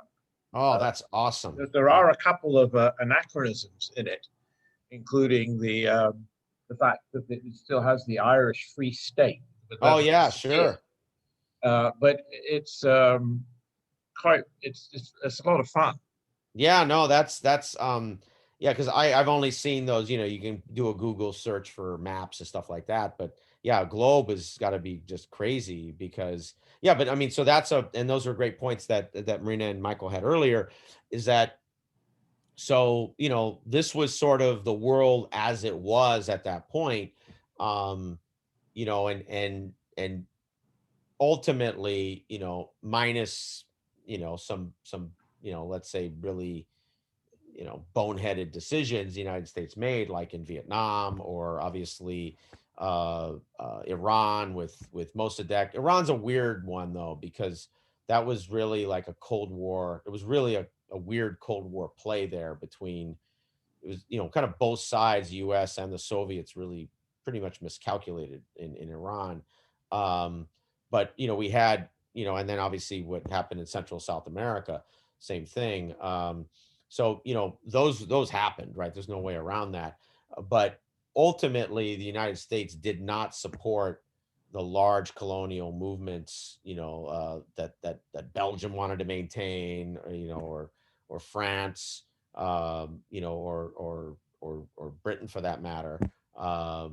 You know, and sure there were one-off edge cases here and there, but overall, and when push came to shove, the U.S., you know, let those countries out to dry, you know, in a pretty, you know, historically humiliating manner. It's one of the reasons um, de Gaulle had an enormous problem with the United States is the fact that we wouldn't support France, you know, in sort of their neo-colonial 2.0 program they had across, you know, the world. You know, Hey, Aaron, yep. to that, I would also add that the US aided the UK in their building a nuclear weapon, but refused to do that with France. Absolutely. And that was a, which, you know, and this is a total sidebar. I promise 40 seconds unless someone derails me further, and then that's on you. But I'm joking. But that led, and this was sort of just like these weird things in history, to the French having an organic nuclear program. And because of that, that allowed them to not just be sort of dependent like on a one-off, like for, you know, a nuclear bomb or, you know, a rocket or whatever, that they then built a full nuclear industry, which to right now in the world, they have absolutely the most advanced integrated nuclear industry by a mile. I mean, they have, you know, they get about 85% of their electricity through through nuclear energy. And you know, you know, they could, in theory, you know, the next phase is to nuclearize a lot of their industrial energy needs. I mean, they could become, you know, really a, I would say net zero sort of impossible because you use physical things, but at least the way we define net zero in terms of energy use, they could become a large state at a net zero, you know, probably in the next, you know, 3 decades, like for real, not like setting fake targets on PowerPoints, but actually, you know, execute it.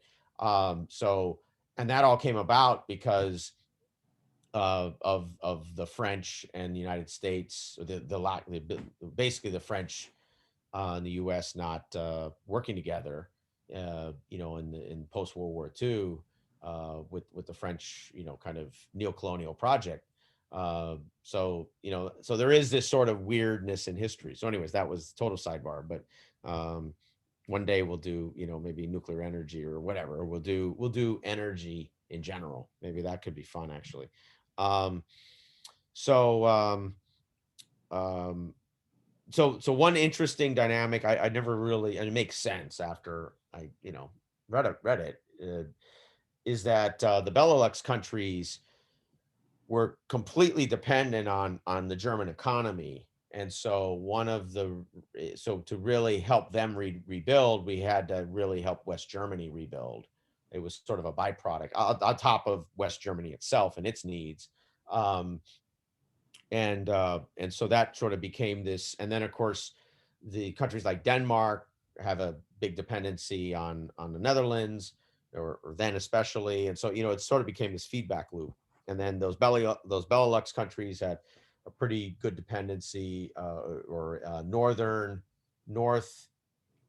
What's the region called in northeastern France? There's a Le Nord. Alsace. Yes, thank you. Or And Eastern. so, yeah, so that region was totally dependent on the Benelux, right? So, you know, so there became this sort of feedback loop, which of course we didn't understand, and we sort of were figuring it out as we went along, with all of the people that were actually doing the work, and developing the plans in a very fast way. But it was this sort of, you know, dynamic, you know, it was a pretty entrepreneurial program. I can't imagine, I really just can't imagine a program like that in any modern times almost.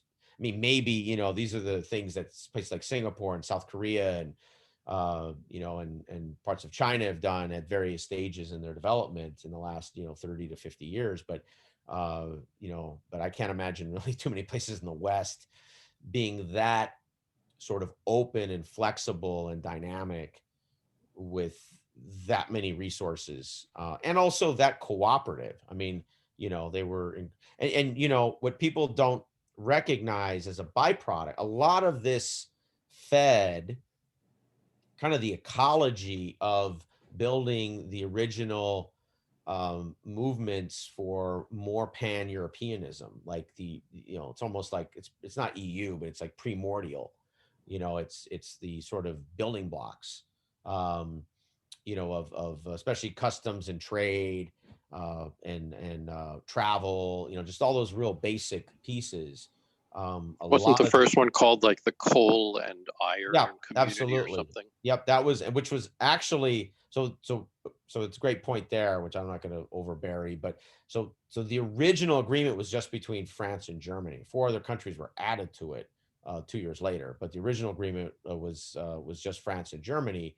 And then and you have to realize why, because Germany, as it was industrializing, because it was the most industrially intensive, had huge energy requirements. So they were struggling with energy. I mean, through World War II, they've always basically been struggling for energy, but at least in the post-war era for, that whole decade. And so that sort of, gave them that stability, that guarantee that they needed, that they could get, consistent energy for their industries. And so, and then basically the EU, that's sort of like, you know, single cell amoeba, right? It's sort of like life was built on top of that original agreement. You can trace, the modern, literally the modern EU. If you go to Wikipedia, you literally could trace it all the way back there. Which is, and obviously there's some significant periods where they shifted from just economic activity to political to social to, values now, right? So they've obviously gone through these massive evolutions. But, they you can trace them all back to that. And then there was a huge support. So the West Germans, so the United States created these sort of, how are they called? They were sort of like energy bonds, but they weren't really bonds. They were almost like lines of credit, basically. But we sort of, this was sort of, we sort of told Congress, but Congress didn't really understand it, and no one really volunteered because it sort of went through Treasury, but we would support sort of our technical assistance. So as long as it had an American providing technical assistance, right, that was like the scam. You could have, that line of credit, which then the West Germans could use to finance energy, which then they would get from the French, and and away you went. So this was all really tied together. It's almost like an EU that wasn't an EU. Yeah, it was a proto EU or proto Yeah. European Economic Community, and the idea was that if a not inter or intranational organization controlled the steel and the coal of basically of France and Germany, they couldn't go to war. Was the logic. Yeah. Schuman. Yeah, no, absolutely. And that's all part of it too. That's a great point. I mean, a lot of this was do not have another World War II. Right. I mean, that was a lot of this. By the way, if you go fast forward, that's why the first referendum to go into the EU by Britain passed. Yeah, that was it was all about, the campaign was about not having another war. That was, I think, that was 73, I think, right? I think that was out then. But it kept coming up. Yep. We're doing this not just for the economic reasons. Absolutely. Get closer together and not have another war. Yep. No, absolutely. And then we talked a little bit about these pieces here, but so the Scandinavian nations were always in this sort of weird zone, right? Because they were, they, by historical terms, always had, a leaning towards what you'd call more Eastern Bloc. And, there was this very interesting dynamic between the Soviets, relative to how the Soviets acted in, let's say, Eastern Europe and even Central Europe. They never really had the same sort of combativeness in Scandinavia, which it was always this sort of weird thing. Some of it comes down to, I remember reading this before, that there was this that kind of the old school Soviet Marxist or Stalinist, I should say, not Marxist, didn't really understand Scandinavia much. They just did not have a very strong, historical understanding. They kind of viewed it as, they saw their like 3 wars, which they were 1-1-1 with Finland. so they kind of, there was a lot of this sort of the Volga Viking people, and this sort of almost like Game of Thronesness about them. Um, they didn't really trust them completely because they viewed how the Germans sort of overtook them and didn't fight the same way as the Soviets would have fought, or that as they perceived it. So the Scandinavians sort of were in this weird limbo land, when it came to the Soviets, and they sort of insisted that they maintain their sort of, let's call it, lean West neutrality. That would probably be what I would call it. Um, Aaron, also they were more socialist than capitalist in every sense. yeah, they were, but I mean, you have to realize socialists Yeah, socialist to a Stalinist was not viewed as a, I know, it but wasn't, I mean, I think yeah. that Americans also didn't understand very much Finland and all those countries. Yeah, no, absolutely, absolutely. And I mean, and it makes sense because outside of, well, there's these little sidebars, but so we've always had this pipeline of, and I didn't know this until I dug into this, which makes sense. But we had this pipeline from the Upper Midwest, really, since the 1930s, 20s, really, to the Scandinavian countries. So, when you look at the diplomats and the people in sort of the foreign policy and even defense and et cetera, that work in Scandinavia up until it's changed obviously the last 30 maybe 30 years, but really for 20 years, but for 60, 80 years, it was like this. And they're all like University of Minnesota graduates and Upper Wisconsin State and all these kind of schools, which, there's not the Harvards and the Yales and the sort of usual suspects, because, a lot of people don't realize, but that's where the majority of our Scandinavian immigration in the 19th and 20th century, pre-World War One, landed, and then even after World War One. Because after World War One, a lot of people don't realize this, but Scandinavia was pretty ugly in Scandinavia after World War One. I mean, they had famines, they had, it was because Germany, well, basically,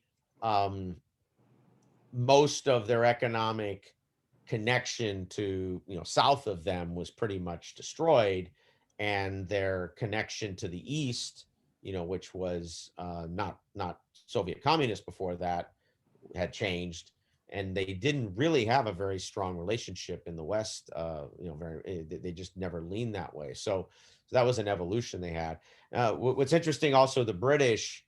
So we had a formula, and Marshall was a very formulaic, was, pretty rigorous individual when it came to a lot of fairness and equality of things. I mean, everything he could touch, and basically based on that formula, the British didn't deserve any aid, because he had this sort of model, or not just him, but that whole committee that they developed, which was based completely on started with humanitarian aid and sort of risk of communist movement that was there. Then it moved into like things like unemployment and blah blah blah, all these sort of metrics. And so the British just didn't rate on that. They literally, if anything, we were going to ask them for some money, and they weren't really keen on that one. So we kind of had to do this special agreement with them that they could get a different aid package that wasn't the Marshall sort of Truman plan, which were sort of these loans that they never repaid, that we canceled basically. And for any of you that are, I know one or two of you are from England, so this is one of these old school agreements. So those loans were canceled based on all the basing rights that the United States has. So if obviously your country, we have the United States, not as many anymore, but we had during the Cold War quite a few Air Force bases there, and also a couple of joint naval bases. And so that was all tied to that. So that was sort of that, kind of the Cuban Missile Agreement of loans to Britain. So that was kind of a funny sidebar. So one thing that's pretty fascinating about this, and that how accurate this bet was, is that the countries, when they asked, when all their delegates asked for the reconstruction, their number was 22 billion. And then, we basically came up with 17 billion, which was the one that Truman presented to Congress. We still had isolationists, which people forget, from both parties, who basically were isolationists up to Pearl Harbor and became isolationists the day after VE Day or VEJ Day in Japan. And so, there was still a very large, this gets to the earlier question about, the support for this. And of course, Marshall, Truman, I mean, these were, very old school type people in terms of their ability to understand, real politics. And they understood most American people that way. And so they knew they had a tight window here, which when you start looking at that window, it's quite a bit of money that we put through here. And I actually have a couple of slides that show you kind of how much money each country got by year. So a couple things that happened, a lot of people don't realize, is that there was a democratic government that was elected in Czechoslovakia at the end of 47, early 48. This is like another one of these interesting ones that this really doesn't get any coverage. I have a couple of German friends of mine that are nerds and they never even heard of this. So this is one I definitely want us to do one day.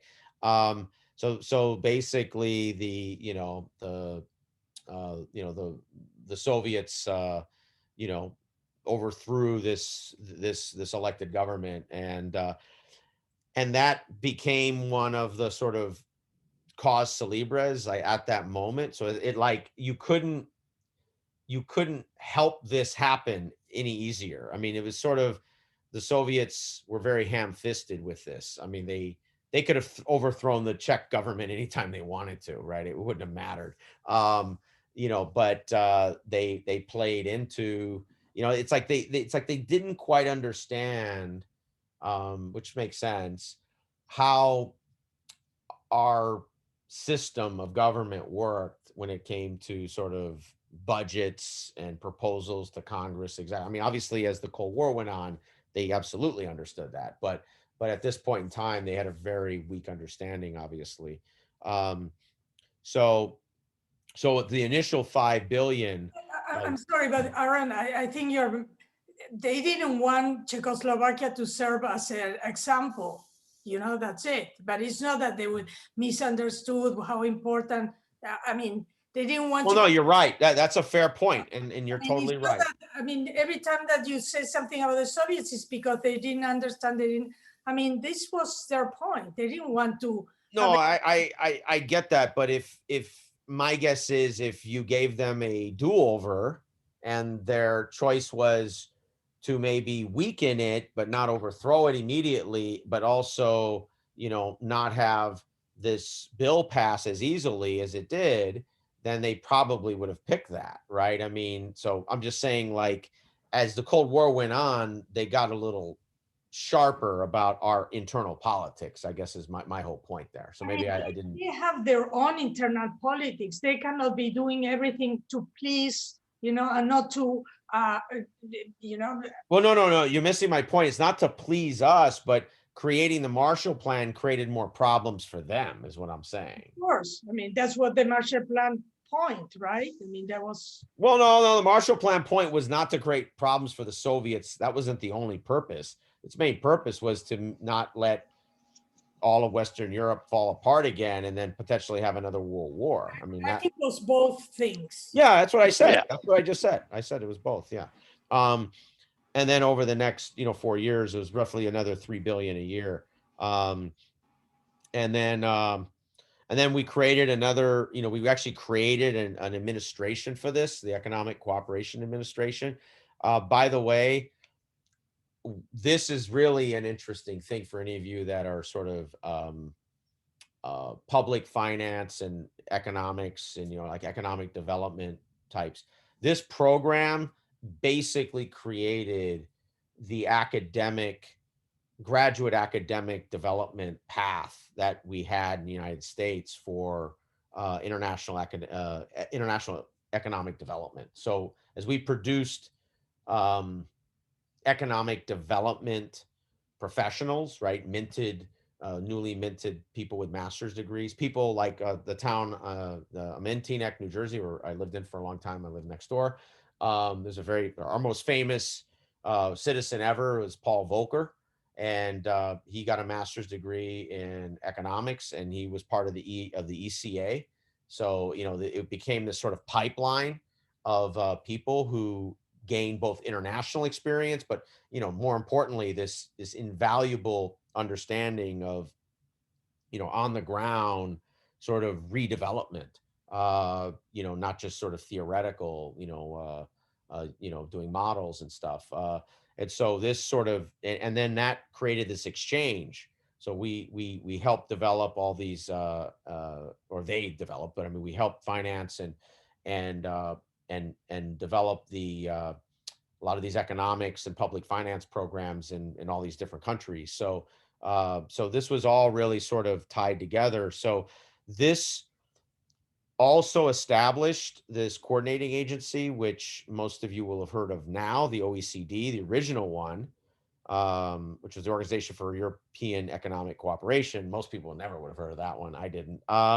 And the OEEC. So, and the OECD is sort of, it's one of the great kind of economic, um, uh, you know, let's say reporting, research, development, agencies in the world, if not probably, the greatest one in terms of, providing enormous amounts of capacity. Let's say that it's very powerful, right? Yeah, I mean, well, powerful. I mean, not necessarily maybe politically like, um, the UN, but it has a lot of what it does is it's powerful in relationship terms, right? Because it's sort of the same thing I was talking about. There's so many people from so many, probably from 150 countries that at some point in their early, especially their early career, maybe after graduate school, that did a little 2-year stint in the OECD and then came back to their home country, and and then away they went. And there's this sort of network and feedback loop, and so their power really comes from those relationships that they develop, pretty much in most of the world. I have a friend of mine whose um, brother is in Panama, or she's from Panama too, and he did the same thing. He works for the Energy Administration in Panama as an economist, and he served in the OECD for, I want to say, 2 years, maybe 3, and then he served in OAS for a few years. And so these organizations, their power is really those extended intergenerational networks, right? It's like a family. It's, I don't mean like a mafia, like a real one, but it's like a extended family that way, in that it's, it has enormous sort of network. But they do phenomenal research too. University, it's like, right? I'm sorry. It's like going to the right university. You will get Yeah, colleges and you will absolutely. If you're a graduate student and you did a 2-year stint at the OECD, and then you join a ministry of finance in a country, or whatever the economic development arm is of a different, a cabinet ministry or whatever, I mean, that's like going to a pretty fancy university, right? It's gonna mean a lot. And then, like you pointed out, the reason it means a lot is because other people, right? You can pick up the phone and call someone, and if you're 26 and can do that, well, you're probably in a pretty good career track. So but so this became really this, you could say, foundation of what we would know as foreign economic aid and assistance, right? So bigger than the Marshall Plan, right? This became, what lasted, basically the last 70 plus years, 73 years now almost. And what's very fascinating, and it is really true, is that these countries listed here, obviously West Germany is Germany now, but they are all, except for, maybe Turkey, uh, they are all really large contributors to the OECD to this day. I mean, I'd probably say the list of these countries here, I if they're not half the budget, I'd be surprised. It's if not more, including the US. So you know, so that, and then here's the breakdown of the money and sort of, you know, that I thought you guys would sort of like that. And Very nice. yeah, and you get to see, I mean, some of them are interesting, like the Netherlands. And one thing people don't realize, and I guess I didn't know this either. I mean, I knew this from sort of like individual battles, but the Netherlands was pretty wiped out after World War II. I mean, I guess I never, I really didn't equate the fighting there as the same because of what Germany went through, right? Germany is such an extreme case, but it was very much like, you know, a lot of France, really. It saw a lot of, because there were Dutch, um, you know, units that fought the Germans really, really hard. And the Germans sort of, you know, have always had this thing with Netherlands, let's put it this way. And it wasn't always great. And so they really, you know, hammered a whole bunch of their infrastructure. Aaron, just as an aside, they also purposely starved a good part of the country. Absolutely. That's a great point. I remember reading about, you know, the whatever it wasn't, I didn't read about it as a famine, but I read about it as sort of a, you know, a starvation, ethnic cleansing type campaign. But then when I really dug into it, you know, it was basically a famine. I mean, they literally, you know, it wasn't, obviously they're not as big as Ukraine, but you know, it was pretty bad. So the Dutch support was, and then the same thing in Denmark and Norway. So when you kind of add up all of the Scandinavian, and I just sort of pick on those ones because they're just different, right? I wasn't expecting those ones. You know, Austria, I mean, Austria, you know, Austria saw a lot of war. Let's put it that way. And then obviously Belgium was, you know, just wiped out. I mean, you know, and if you spend any time in Belgium, there aren't a lot of pre-1950s structures in their cities. Or, you know, it's they saw quite a bit of, I mean, they saw quite a bit in World War I too. So, you know, there really isn't an old Belgium. I mean, there is out in the country, that's fine, but I mean, in their cities, those cities were pretty decimated in World War I and World War II. So this just gives you, you know, a view of that. Aaron, can I ask you to go back one? Yeah, sure. I find it's kind of interesting that Spain doesn't get anything, but Sweden does, and Sweden wasn't in the war. Well, yeah. So, well, Sweden was in the war. They No. were, but so remember the they were Spanish under Franco were basically, even though they really weren't, were basically neutral. And what it boiled down to is they were just neutral in not fighting or not, let's say, supporting. They were supported by the Germans, right? Yeah, well, they were supported. No, so the thing is, they were supported in the Spanish Civil War by Right. the Germans. But then once World War II, well, you could argue World War II was already started, but once the Allied part of World War II had kicked into gear, that's probably the better way of putting it. It's always a weird way to sort of have to describe these things when other parties aren't in a war yet. But then the Germans, you know, just couldn't support the Spanish, and the Spanish were very afraid of getting sucked in, because they still had their own civil war going on, right? I mean, you know, you still had these you know. How do the Spain survive after after 1945?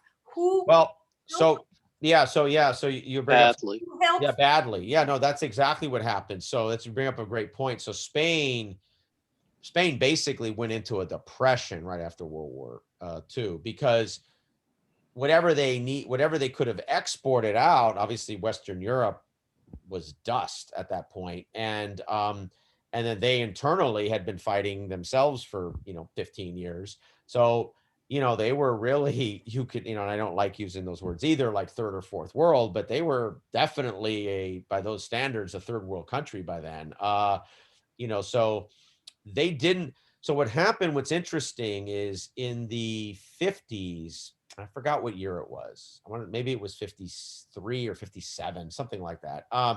The Spanish sort of, they were sort of, I would say they were welcomed into Europe and to the United States and to NATO kind of open arms, but they were sort of, we sent them, we sent them a late invite to the party, right? The people who don't really want to attend, you send the invite Thursday for a Friday night party, right? Like, so so everyone's sort of just, and then they sort of came in a little bit at a time, but everyone knew Franco was a bad guy. Everyone knew that his regime, was not a good regime. Um, but there was just this weird thing stuck in Western Europe. And so, very much like Turkey right now, right? I mean, you can make an argument, it's very similar. What do you do with that? You just put your head in the sand and pretend it's not there? Okay, you do that for a few years, makes you feel good and superior, but at a certain point, you can't do that for 30 years. So what do you do? And that's sort of what started this rapprochement, and then Spain's economy started to improve, not just for that reason, but that was one of the reasons. But Spain really, to be honest, didn't start to really develop until really the late 60s. I mean, they were decades behind the rest of Europe. And when you look at if you ever look at, kind of um, buses and trains, and I mean, just these very sort of obvious symbolic measures. I mean, they were other countries were selling them used. Italy would have this agreement with them to sell them a bunch of used, basically, used up, train, um, you know, uh, cars and engines and so on, for decades, really. So yeah, so they didn't get any Marshall money at all, and they weren't really part of the Truman Doctrine, and they really didn't get part of everything until they joined NATO. And really, they didn't really become a first class citizen until Franco died, and then the king basically started the very slow reform movement in Spain. And so I think that was 75, 75, 76, something like that. 75, I think. And that's when sort of Spain, let's say, started to join, or not started, but joined, the West in a sort of modern way. But that's like 30 years that they were really behind by, I mean, at least a few decades. So the other one I think you mentioned, yeah, Switzerland. No, Sweden. Switzerland's interesting. So this is a total weird thing, which I had no idea. It makes sense. So many people park their money in Switzerland. This makes sense if you think about it. You guys will laugh. I mean, laugh in a horrible way, but sort of a true way. But then as their economy started rebuilding, they pulled all their money out, and Switzerland went into this, like, they basically crashed. And so they needed a bailout, basically. And so that's that 1950-51 injection of $250 million was to basically bail out the Swiss economy. Which was, I never heard of that. It was just wild. What happened to the Jewish survivors, the Jewish Holocaust money? Did they just I mean, 50 years later, they, You still have it. gave pieces back and sent files to courts and, wrapped themselves up in the bureaucratic infrastructure. But yeah, that's definitely true. And I bet with Finland, the Soviets had objected it, and so the Finns kind of Absolutely. So what we did with the Finns. So by the way, you did fantastic thing you just figured out there. So one of the reasons we gave the Norwegians, the Swedes, and the Danish a little extra money, is that they acted as sort of a conduit to channel some money to the Finns, actually. No. It wasn't a lot, but I mean, at that point, I mean, Finland was pretty wiped out too, guys. They fought 3 wars against the Soviets and a sort of half-baked Nazi occupation. So, they were, they weren't doing too well either. So, you know, and they didn't want to, you know, and they thought the Soviets were going to invade, and the Soviets had a plan to invade them, which would have, you know, probably been a disaster. But Finland's sort of my Vietnam of Europe. It's like you just go there to lose wars, because it's just, they just go deeper into the snow, and you eventually, for, you know, get a snow vision, and that's it, you know. But So a couple, go ahead. Sorry. I was going to say a couple of points. Your remark about Holland, the Netherlands. Yep. And, I'm wondering if it was actually the French-speaking areas, the Wallonia, that suffered more, because I'm thinking of Belgium. oh, Belgium. Sorry, when I was talking about Belgium, yeah, it was. I mean, the Low Countries. There's still a lot of old buildings there. That's what I'm thinking. I mean, right through right through Holland and into northern Belgium. Well, so what's interesting is, so when the Allies came through, so there's a famous movie, Bridge Too Far, but so the Allies, in genius fashion, wanted to go through swamps in the Netherlands to fight full German tank armies, which was not a great plan. And that was your compatriot Monty, who was generally a really good commander, but on that one he definitely called that one wrong. So there was quite a bit of, I don't know if you want to call it partisan fighting, but fighting by, as the Germans were losing the war, they were backing themselves out of Netherlands, and they had sort of a what do you call that? Oh shoot, I can't think right now. The Soviets backed up. They like the fire, tore everything up. What's that called? There's a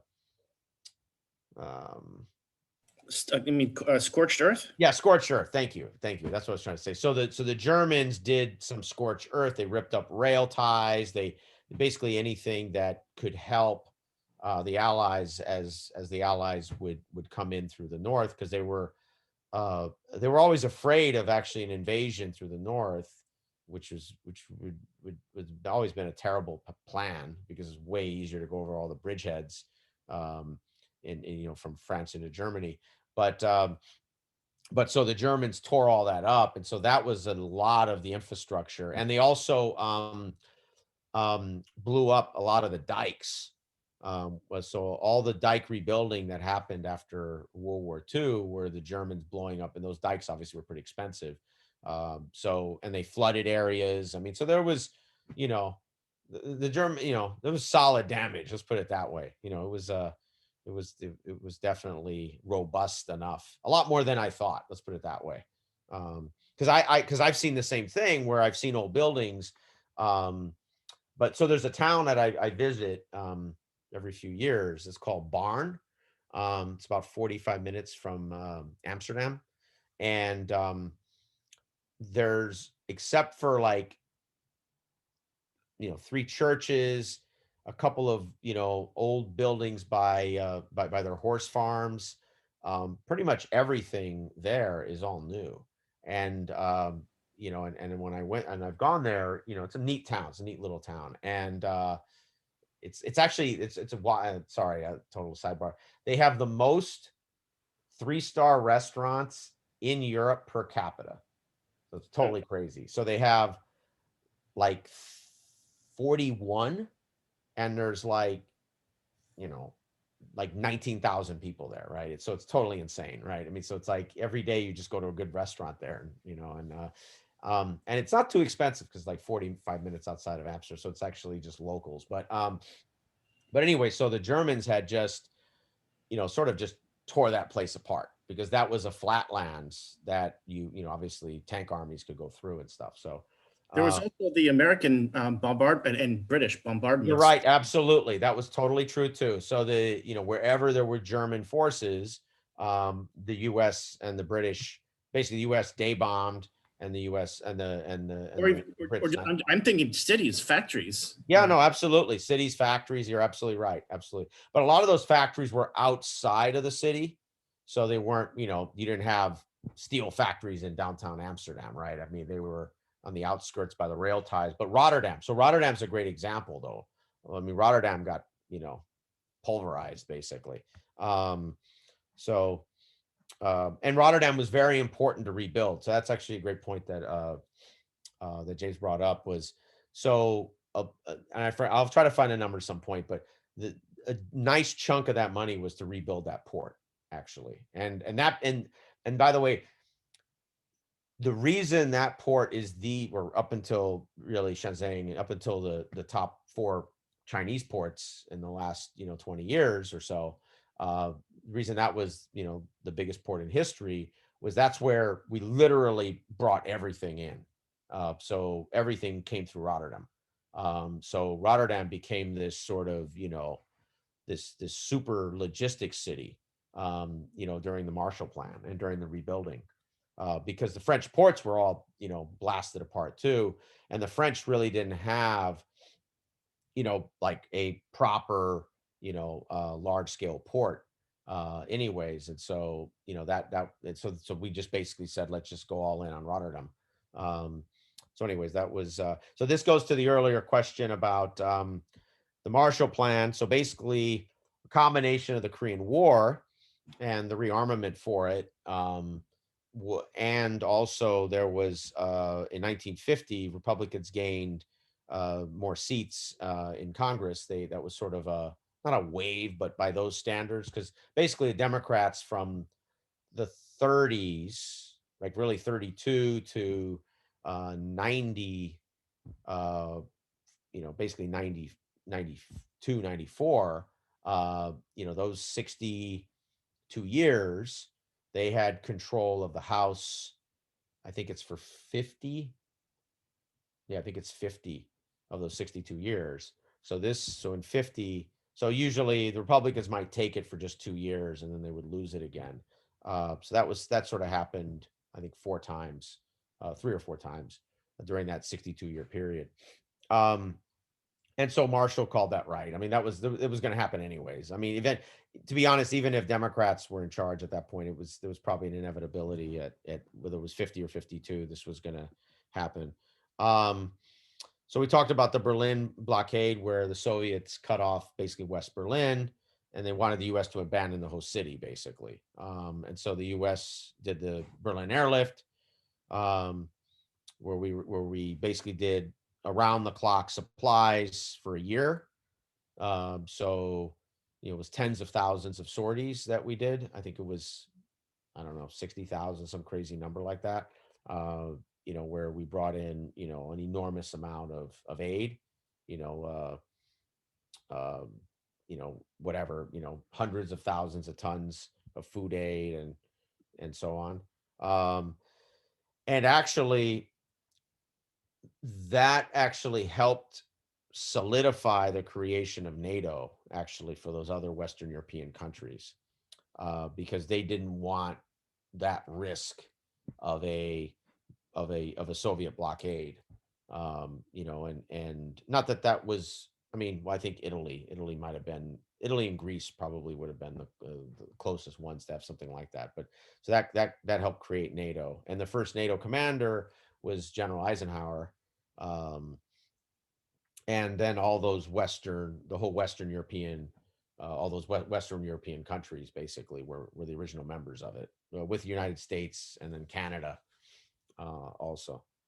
And then the Warsaw Pact, which was created in 55, 56, was built to counter NATO, except for Yugoslavia. So Yugoslavia is very interesting. Yugoslavia had 2 war plans, one against NATO and one against the Warsaw Pact, which is really funny, actually. They sort of didn't trust anyone. This is some more NATO stuff, which I didn't want to really go into. So yeah, and this was a little bit of what we were talking about earlier, the independent communist partisan states, right? So that's sort of what I was stumbling my way through to try to say, that Marina and Michael were helping me get there. Um, and so, these states were examples of that, whereas, obviously Soviet troops were in East Germany, Poland, Czechoslovakia, Hungary, Romania, Bulgaria, and then the Soviet Union re-annexed basically Eastern Poland, the Baltics, and what became, or what was, Eastern Prussia, Kaliningrad. Um, let's see. There Yeah. were also, at the end of the war, Yep. there were Soviet troops in Austria Oh, absolutely. Yes. who Yep. withdrew. Yes, they I did. don't know exactly what year, perhaps you do. And I Yeah. don't know why. I want So to say 48 or something like that. And the one thing all of them agreed was they wanted to treat Austria as a victim and not a Yep. collaborator. And it was in Russia's interest to make sure that Austria was a viable state and never would become part of Germany again. Well, yeah, and exactly. So remember that for Germany's strategy, it was really 4+1. So it was really the 4 plus Austria. And so the viability, which actually, and so Oh, I'm sorry. no, go ahead. Yeah. So part of it was, and they also had this sort of misreading of Austrians, I would say objectively. Because if you study anything in economics, most of those most extreme sort of free market economists, the von Mises and the Hayeks and Schumpeter's, they're all from basically that region, and the whole Austrian school, and they wanted to basically have a proxy, political, not military, but a political kind of proxy, I would say call it conflict. I don't, but let's say light conflict there, where they could be off balance permanently, very much like Greece, really, in some ways. And I would argue they sort of made a mistake in that one, because they had the complete upper hand there. They basically let the allies in, the US in. They could have, they could have kept it. No one was going to stop them. At that point, sort of, possessions 9/10 of the law. So that was, but they cared about that strategy so much. And I think they also were probably a little more overconfident during that period too. Like, they thought these could be sort of, independent, you know, allies, let's say, which Austria flipped pretty quickly. Um, Aaron, can I have a question? yep, Now, remember in Poland and Hungary and all of those yep, countries, they actually had a communist party on the Polish side and the Hungarian side. yep, And not so much Romania, because of the King Michael and all that stuff. yep, yep. But it's interesting that Austria, maybe they couldn't get anywhere with that, because if you think of it, Austrians weren't even that great of a Nazis to begin with, also because they were annexed like later on. Yeah, look, at the end of the day, to be like, if you're going to be real politic about this, and I'm sure, not that there's any Soviets from that era that are still alive that you could have a conversation with, but if you could, I got to imagine they would say they made a mistake. Because they had Austria. They literally could have just thrown whatever, a tank division in there, and that's that, right? What the United States is not fighting, a Soviet tank division for Austria. That's not realistic. So,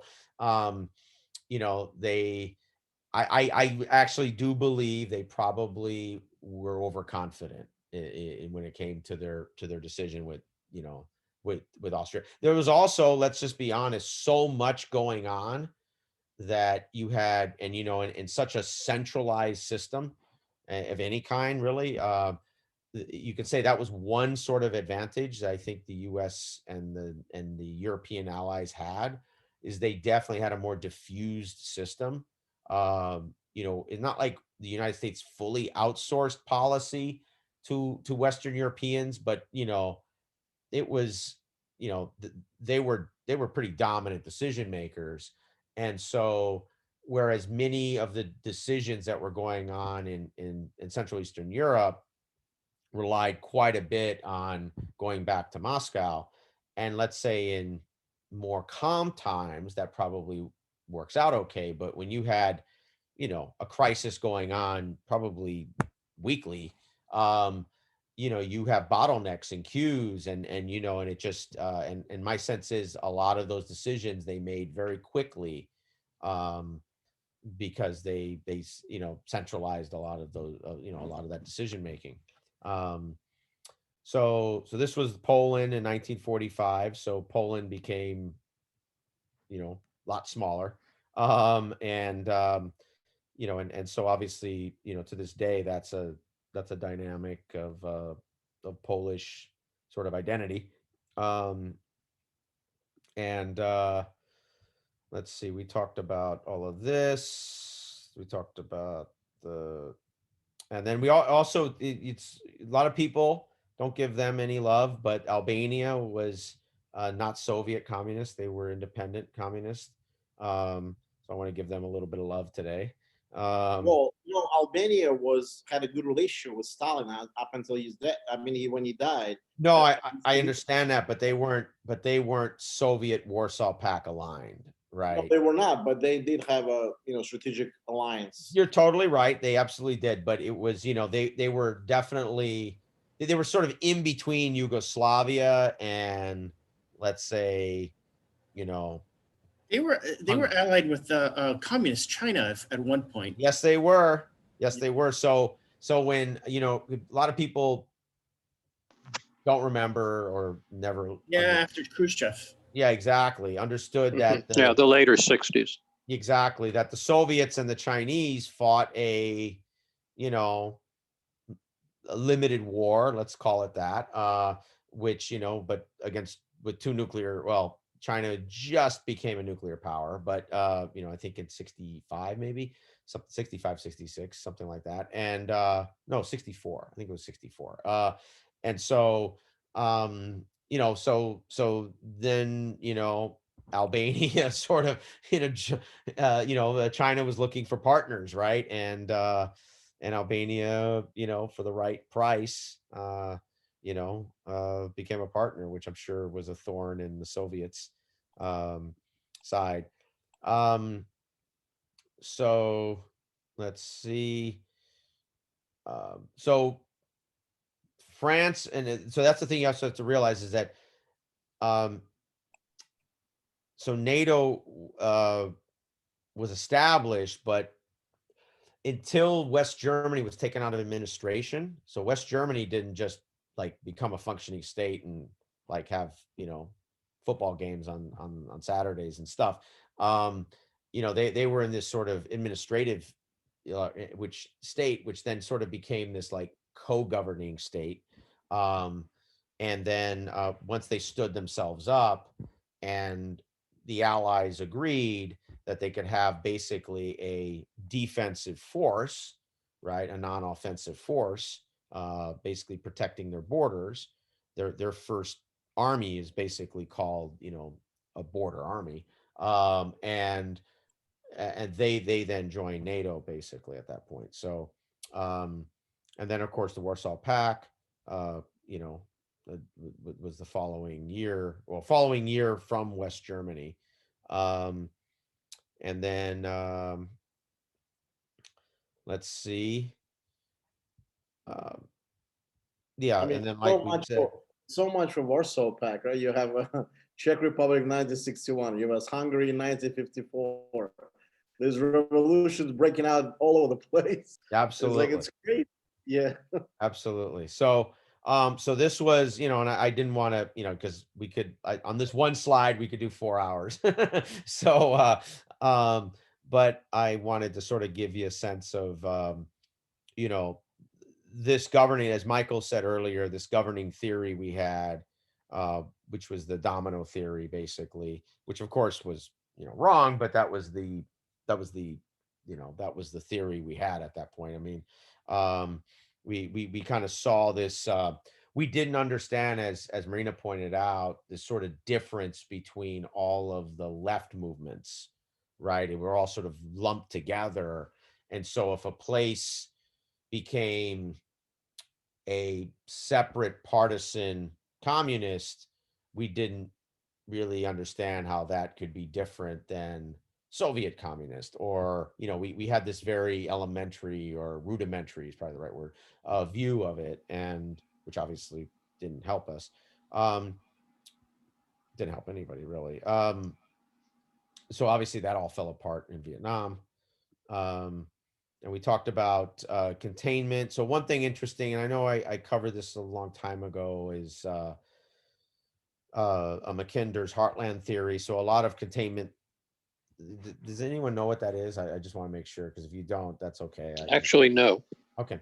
So a famous geographer, a geographer, actually a geographic historian, Mackinder in the late 19th century, early 20th century, created this concept called the heartland theory of Eurasia, which basically stated that um, that Germany, Russia, and what was, you know, defined as China when it sort of existed, you know, pre being torn apart and then sort of put back together, were the three great superpowers of Eurasia.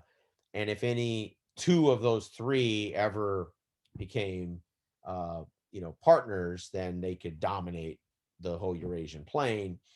And part of the objective in this, so this it was pretty cutting edge. I mean, you think about over 100 years ago, and it got updated kind of right up until World War I and right after, during the Soviet Revolution too.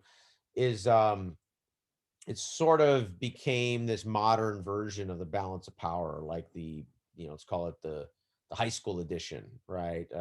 Where, you know, if you could get, but you know, for 1900, pretty cutting edge thinking, right? I mean, I always like giving people relative credit to the era they're in, right? It's not fair Yes. to judge them by Harvard's IR program in 2020 when that didn't exist 120 years ago, right? So, but that's really sort of what the heartland theory is. And so the goal is to either create isolation, or to, you know, pick off those big three, or keep them off balance, whatever, because the control of Eurasia is considered the heartland of the world, because it's the dominant continent on the planet in population, resources, you know, up until that point, economics, everything, right? Like civilization, really, from that world view.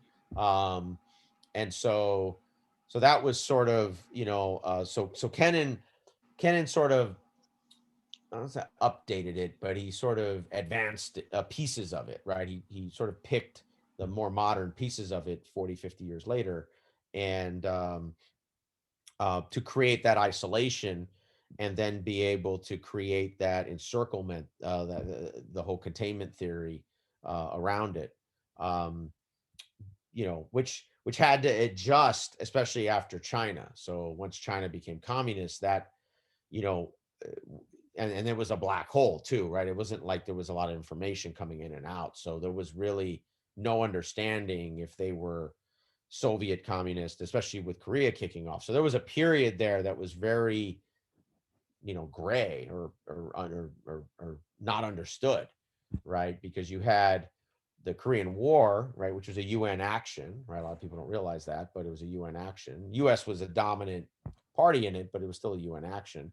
Um, the and so when the Chinese and the Soviets both helped out, or were favorable and assisted North Korea, we didn't know to the degree, right? I mean, obviously the Chinese were, you know, the dominant party, but we thought this was all like they had this working agreement. We didn't understand how much friction there really was in that relationship. Um, there really wasn't people. I mean, to be blunt, people, however different his reputation became decades later. But people like, you know, when Kissinger was getting his grad degree, right? That's what he was postulating. He was postulating that there's no sort of sociological and sort of rational reason why the Chinese and the Soviets I mean, while they could be cooperative, that they would sort of have a relationship that would last a long time because of, you know, Chinese natural needs to, you know, as any nation has to be to stand on its own 2 feet, to not be a junior partner of another, which when Mao became the leader and China became a communist, mainland China became communist, they were the junior partner in that relationship basically until Stalin died. So for 3-4 years, and then Khrushchev wanted to basically reinstitute that policy, and at that point, Mao considered Khrushchev what he used to call him. Yeah, he used to say, "How's the mayor doing?" Right. There's someone whose mic is getting interfered with. I'm sorry. If someone's mic is Oh. having something run over it or something like that. Oh, really? I don't hear that. That's weird. So, do you still hear that or no? No, it's gone now. It's Okay, it's fine fine. now. Okay. So let's see. We talked all about this. And let's see. So a couple of things I wanted to cover here. Nuclear age, blah blah blah. Okay, the bomb. Oh, a couple interesting things. Where is it here? What was that? Real quick, sorry. Oh yeah, so that's the Potsdam. Let's see. We talked about the spies, building the bomb. Let's see. Oh yeah, so these are some of the benefits of well, benefits, like it's great. Let's go have another World War II because we get some things. But I mean, these were some of the outcomes. So radar, which is essential. Without radar, we don't have air travel. So radar is pretty important. So modern air travel, really the development of aviation, really is a lasting impact out of World War II. So sonar, same thing for objects in the ocean, for modern shipping, microwave technology. The creation of well, yeah. So that's an interesting story if you ever wanted. It's a sort of an MIT stumbling, and then his mother was from the UK, and she asked. I'm trying to get this right. I think what it was is she said, "What would happen if you use this microwave technology on what do you call it, on a potato?" And so they basically started playing with it, and then they basically created these modern conventional ovens, which is interesting. So first microwaves. I remember my grandmother had it must have been like it was a late 50s Westinghouse. If any of you guys remember those old white Westinghouse sort of, microwave oven toaster contraptions. The thing was like, it must have weighed 200 pounds. I mean, that thing was a tank. Let's see.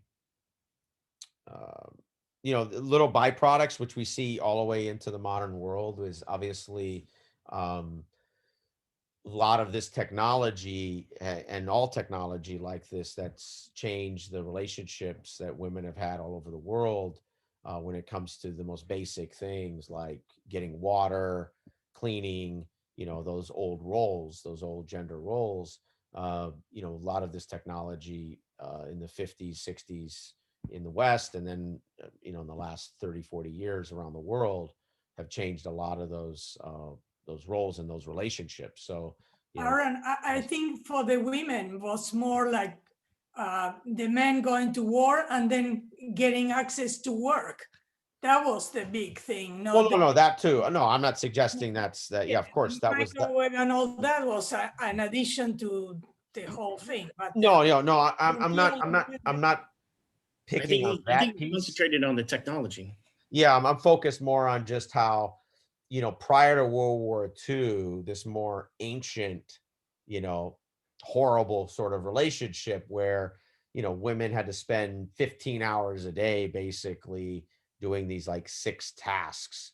And in the last, 50 to 75 years, most of those tasks have been greatly automated and are getting automated around the world. And obviously the roles are changing, which leads to the point you made around working in World War II, especially in the West, as the men went off to fight. And then many of those women after World War II and men came back to, well, it was a double whammy. A lot of those militarized roles, the constructing material for war obviously ended. And so you didn't need to have, 5,000 planes a month made or whatever. So those jobs went away, and then we had newer jobs, but those newer jobs were basically reserved for men. So women wound up going back into these older roles, and then that created this huge friction, right? And a lot of let's, I don't call it suffrage, but it's a sort of an equality movement really kicked off in the Right, really but early I think 50s. all those machines that you're saying that that make less time consuming, doing a potato, whatever. I mean, really was trying to induce the women to go back to the kitchen and saying, "Oh, look how wonderful!" Oh, no. I'm not suggesting that wasn't the marketing of it, but it's like when you look at its lasting impact over 50 to 75 years, it's resulted in women, not everywhere yet, but in a large part of the world, not having to do these horrible tasks they've done for thousands of years, these 5 or 10 things, and that's a substantial shift that wouldn't have happened or isn't happening without all of that technology. And those were byproducts of the technologies we developed in World War II. That was all I was pointing out there. Um, Computers, I mean, World War II, basically made computers, or made the industry what it turned itself into, coming out, the need to scale up. And it actually was very fascinating is that um, really the cutting edge of this was in England. You had, I mean, it's a horrible story what happened to Professor Turing and others, but I mean his story especially. But you had these phenomenal um, early, you know, theoretical, computer scientists by that standard, and really they were sort of like mathematical, computational mathematics is really kind of what it was, and they developed the majority of the models, and then places like MIT, which was, people don't realize that was a pretty small kind of goofy university in Cambridge that was established primarily because of the anti-Semitism at Harvard. So, not, I mean, it wasn't established like founded for that reason, but it gained its potency, right? It got all of its rock stars, like the whole, basically the founding of the majority of the great economics in the post World War II era, Paul Samuelson, and his whole wave of economists that all came out of MIT, and then the same thing with computer scientists. Um, and so they wound up having, and they kind of became known as the place that kind of all the different people could go to with different ideas. Um, and they could play, they could come up with different technologies, etc. And so those MIT scientists worked with, Bletchley Park, with the original Army Signal Corps, which is down in Fort Detrick, and then also with Cambridge. Yeah, it was Cambridge University, and so that's sort of the MIT. I don't know if that's still true to this day. I know Cambridge is very technical, but if that's, and one of you might be able to tell me if Cambridge is still sort of the MIT in the UK.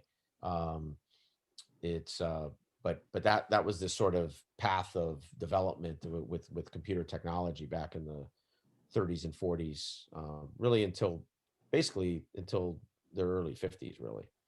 Um, let's see. Obviously, tons of medical technology, penicillin that saved a lot of people's lives.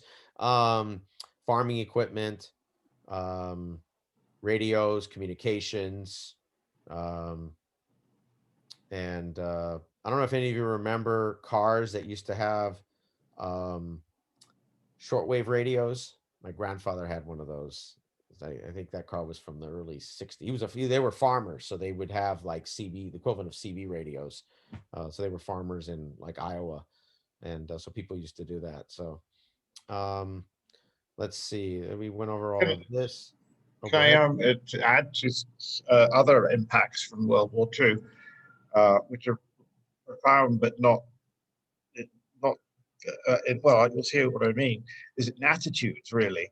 Yep, And gave permission for women to go out to work, at least in absolutely. Europe.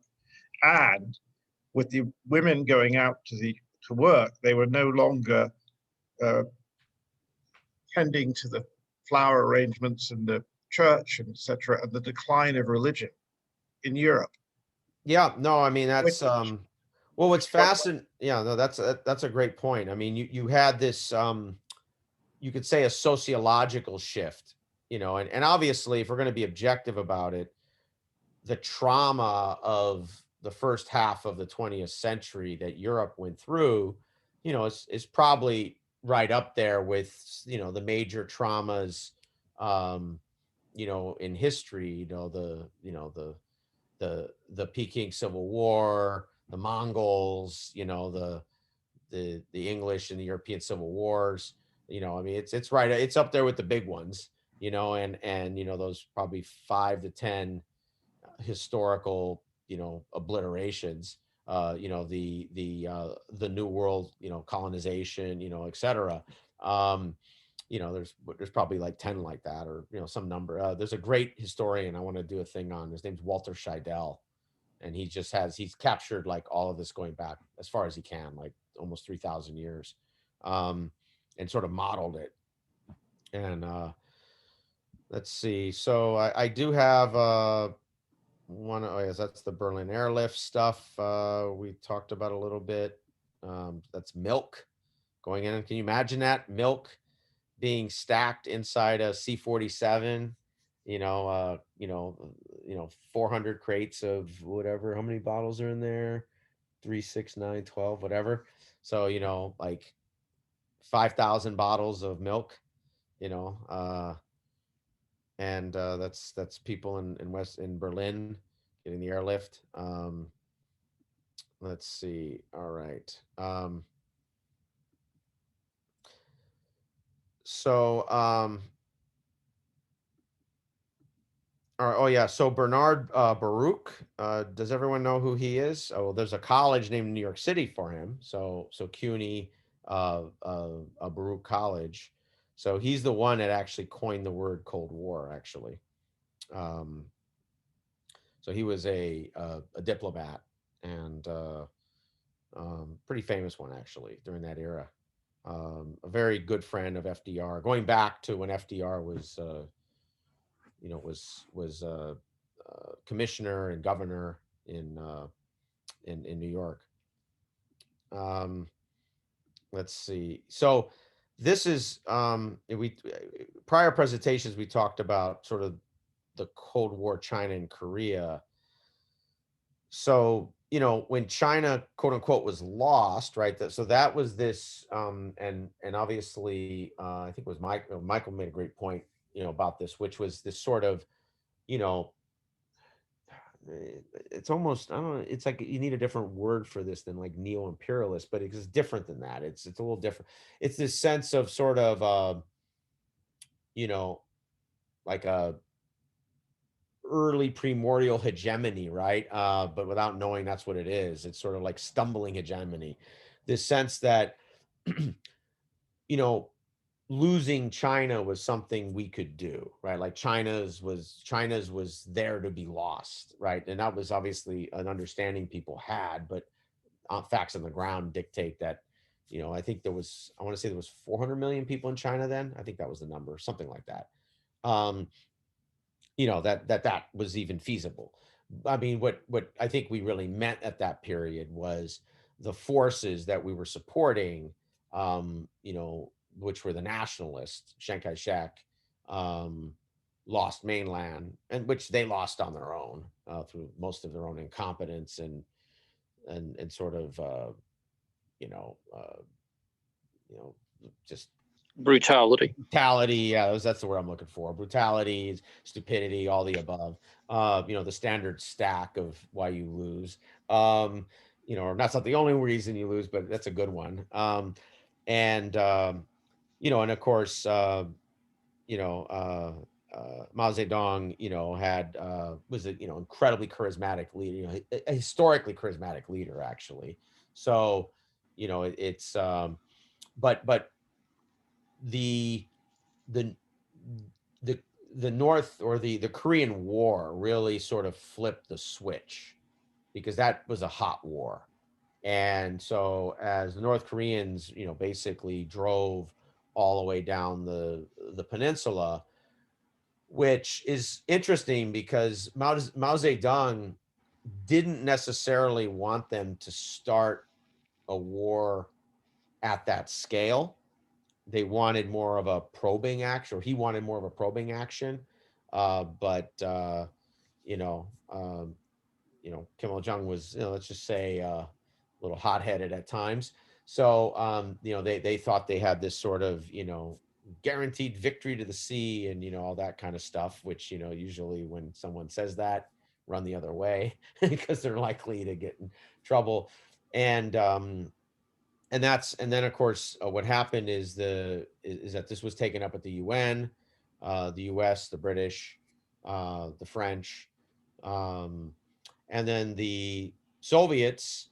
um, it's one of these bonehead moves of history, sort of walked out where they could have blocked it. um, Not that there wouldn't have been an action, but it would have had to become constructed differently. But so they walked out of the UN. I mean, it's like they didn't really. I don't know if I. It's my guess is that's another one they'd want to have back. And then obviously they weren't there, so it was voted 4-0, and then obviously the UN forces, which the majority of the UN forces, about almost 70%, I think it was, when you count everything, Air Force, Navy, etc., was US based. When you count land forces, about 55%. But so there was, it was like 40 other countries involved. So it was until I mean, it's still to this day the largest uh, multi-party UN peacekeeping force in history. And I think I want to say it was 39 or 41. So, it was a large number of countries. Um, so there's, let's see. Um, and we talked before about, well, yeah. So this is what's fascinating is, this is what we didn't understand, obviously, was the relationship. And by the way, it wasn't just the United States. Others didn't understand this either. The relationship that the Soviets and the Chinese had or didn't have. I think we presumed. Well, what was fascinating is there were times where they had a lot of cooperation, and then there were times that they had none, and it was very personality driven. So it was very much like almost the old world, where you had these sort of I like that diplomat, I'm going to work with them. I don't like that one, I'm not going to work with them, right? There wasn't that sort of modern statecraft formed yet. That came later, of course. But during that period, we sort of only saw when they were really helping each other out, and we didn't really understand or see, and they might not have shown us when they weren't, or they were in conflict with each other, which they were in a lot more conflict. I mean, even even while Stalin was alive, Mao had significant conflicts, with the Soviet Union. But then as soon as he died and Khrushchev was in charge, or gained power-ish, then and Khrushchev just wanted to go back and say, I'm Stalin. I mean, I'm not Stalin when it comes to things that I don't want to be Stalin about, but I'm Stalin when it comes to you being my junior partner. And then that's when Mao, and I think everyone's seen this, everyone's seen that sort of four-headed picture, right, of Marx and Lenin and Stalin and Mao, right? Well, that's not an accident that the first time that was published was in 53. So, that was Mao basically saying, I'm the great leader of the communist movement in the whole world. And also Mao didn't approve of the early interactions that the Soviets had with the United States, the checkers meetings, the sort of, there was, was a lot more interaction, let's say, between the Soviets and the U.S. than there was between the Chinese and the U.S., obviously. Um, so, and we talked before, I think, about South Korea, North Korea. And so basically South Korea became a pseudo, like, it wasn't quite a puppet state, but it was like a proxy, a heavy proxy of the US until really the late 50s, early 60s. Then it sort of became just more, nationalistic. That would probably be the right way to put it. And then, it took till really the late 80s till they became, I mean, they were becoming democratic in local elections all the way back to the 60s, but at a national level, establishing a proper democracy, not until really the late 80s and early 90s. And let's see. So, yep, we talked about that. So that's, and then I don't want to burn a whole cycle on Korea because we've talked about Korea before. War went back and forth. Basically, everyone spent 3 years fighting back to where they started from, and we all killed a lot of people to do that. That's sort of the simple answer. But it locked in place this these Cold War behaviors, right? The behaviors between the state actors. You could argue the Korean War is when the Cold War started to have hot flashes, right? You started having basically the states, the Soviets, the US, and then the Chinese started to um, amplify proxies and use proxies, basically. So you could almost argue the Cold War, from a proxy perspective, had almost a colonial nature to it. Not in sort of the way we have always understood colonialism, right? But maybe in more like an ancient way, right? The way you would see Greek or Roman proxies, or Persian ones, right? That would be these sort of, buffer states to test another state, etc. So it's almost a, throwback, which was something actually, which is interesting when you read Kissinger's dissertation at Harvard. He actually talks about that as a likely method to happen, and he brings back all the old, the Roman and Greek and in Persian history. So let's see. That's the rest of the founding of Israel. We talked about that before. This was another one that the Soviets kind of screwed up. Well, Soviets, this is interesting. They didn't want to convey. I mean, it's interesting that they wanted to be part of the UN, but they didn't want to convey it legitimacy, or they didn't know how to figure that out. Is one or the other. And so they, in the early days, they would just walk out a lot, and I guess believed that that by doing that, that would convey that that whatever the UN voted on wasn't legitimate. But that didn't really work, actually, because every time they did that, basically a major action happened that went against their strategic interests. So I think they sort of figure that one out over time. Yeah, we talked about this about Israel before.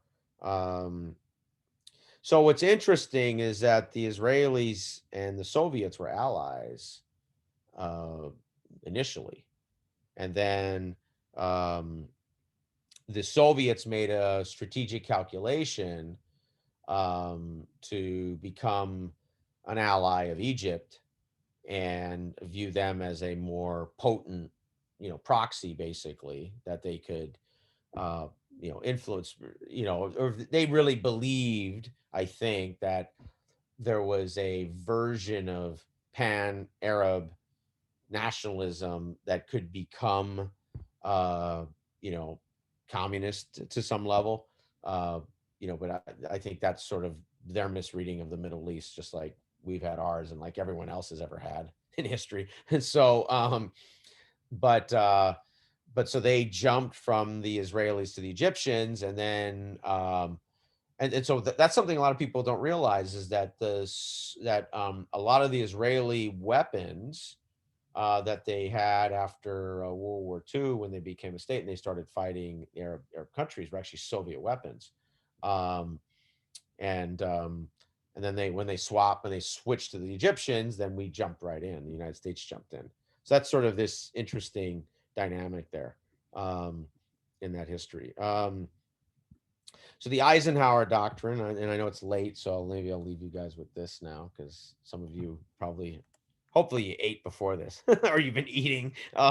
The um, so so the Eisenhower Doctrine was a little different than the Truman Doctrine. Truman Doctrine sort of established this framework.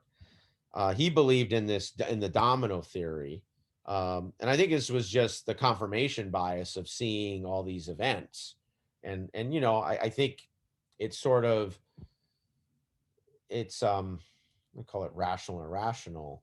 You could sense the sort of obviousness of it, and so I think a lot of people conveyed that must be what's happening, right? It's they couldn't imagine any other.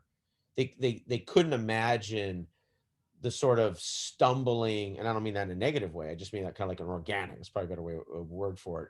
The organic nature of the global left as it was sort of stumbling its way in different directions. Some of it being instrumented from the Soviets or the Chinese, some of it not, some of it just happening randomly.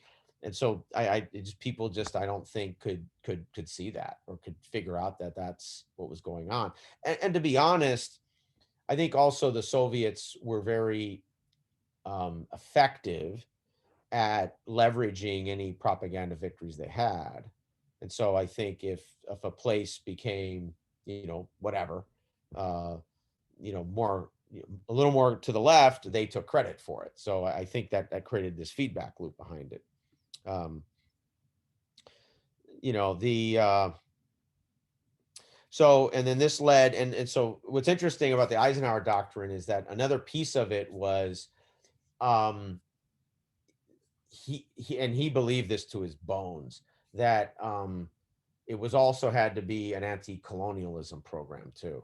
So that's why he didn't support the French in Indochina, the British in the Suez, because he basically viewed it as this there was this new world of all of these independent nations, and they're basically up for grabs of whether they're going to be communist or they're going to be some form of Western, liberal democratic. And so he believed in that approach, and and he wanted to support that. So that was sort of his um and another little one that a lot of people don't know is there was a communist rebel movement in Lebanon in 57, 58, actually, um, which a chunk of the Turkish Marxist and Greek came over and to Lebanon, and some French Marxists also that de Gaulle had basically ran out. So let's see. Okay, and then maybe I can leave you guys today with the U2. Has everyone heard of the U2 incident? Yes. Okay. So if anyone hasn't, I'll go real quickly over. So does everyone know what a U2 is? Maybe I can, if I can. So You're referring to Gary Powers. well, yeah, but the plane was actually a phenomenal innovation. I mean, it's incredible that close to the end of the World War II that we built a jet that could go nearly 80,000 feet up and had, by that standards, incredibly modern photography. And so what it was is it was a high altitude spy plane that could fly, all over the world, basically. And so, and this is a little known piece of this, but Eisenhower actually considered resigning when this happened because he felt so like he let people down and that he lied, etc. This sort of intelligence world where you don't, your national leaders. There's some things your national leaders in every country aren't going to tell its populace. Whether that's right or wrong, it's just reality.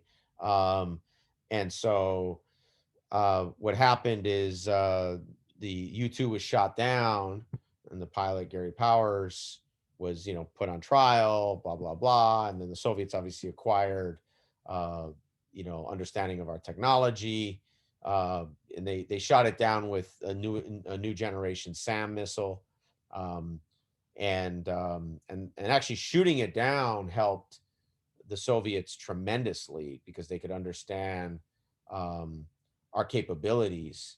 And once the Sputnik went up, which is one of the reasons why Sputnik became such a big deal, because the Soviets gained this astronomical advantage because we couldn't shoot it down, of potentially having satellites that could, roam the Earth's orbit to collect intelligence. And the United States didn't have any capacity to capture any intelligence of what was going on in the Soviet Union. And that's a component of what fed a lot of the does everyone know the concept of the Guns of August? It was a great book. It was written. There's a movie. The movie was pretty good, but the book was great.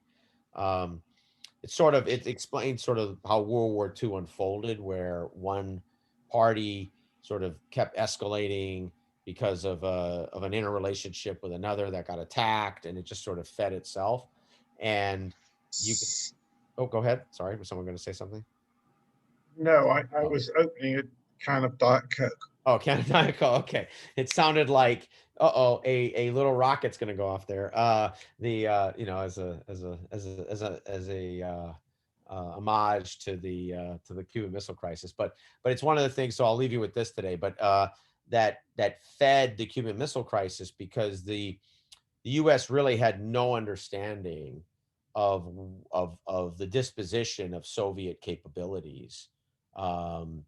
Because once they shot down the U-2, we basically suspended flights. And then of course the Soviets knew how to shoot it down and then built more advanced SAMs. And that actually increased the risk. It's actually, uh, uh, we developed, does everyone know the RAND Corporation in Santa Monica? Hmm. Okay. So one of its, I mean, it's actually a great research organization. Like they study, most of their stuff's in healthcare and in economic development, all kinds of other stuff. But back then it was really a Cold War research shop. And they were developing these kind of early game theories of behavior. And one of the key ones is, the miscalculation theories that were going on, and the prisoner dilemmas, and et cetera. And maybe I can do something on that one time too. And so this period after U-2 was shot down, through the Cuban Missile Crisis. So these, 4 years basically, were actually arguably the most dangerous era in the Cold War, because the Soviets thought they had a complete advantage. One of the reasons it actually was one of the reasons they went into Cuba and brought in the tactical nukes is they thought that they just did not understand that was such a red line for us, especially in the in the case that we didn't understand because we had no vantage point of the disposition of Soviet forces. So we didn't know if they moved 10 divisions around in East Germany. We didn't know if they brought 50 more missiles in or whatever. And so the Soviets sort of didn't connect those two. And then you sort of add, Khrushchev was sort of a loose cannon also.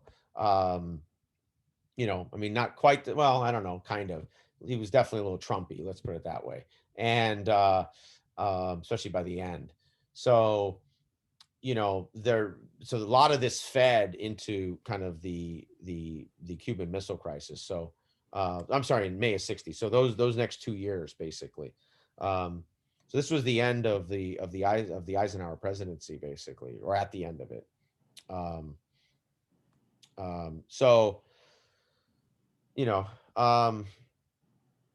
so this was sort of, and I know I covered a lot of stuff, and that's actually the U2 as it's shot down.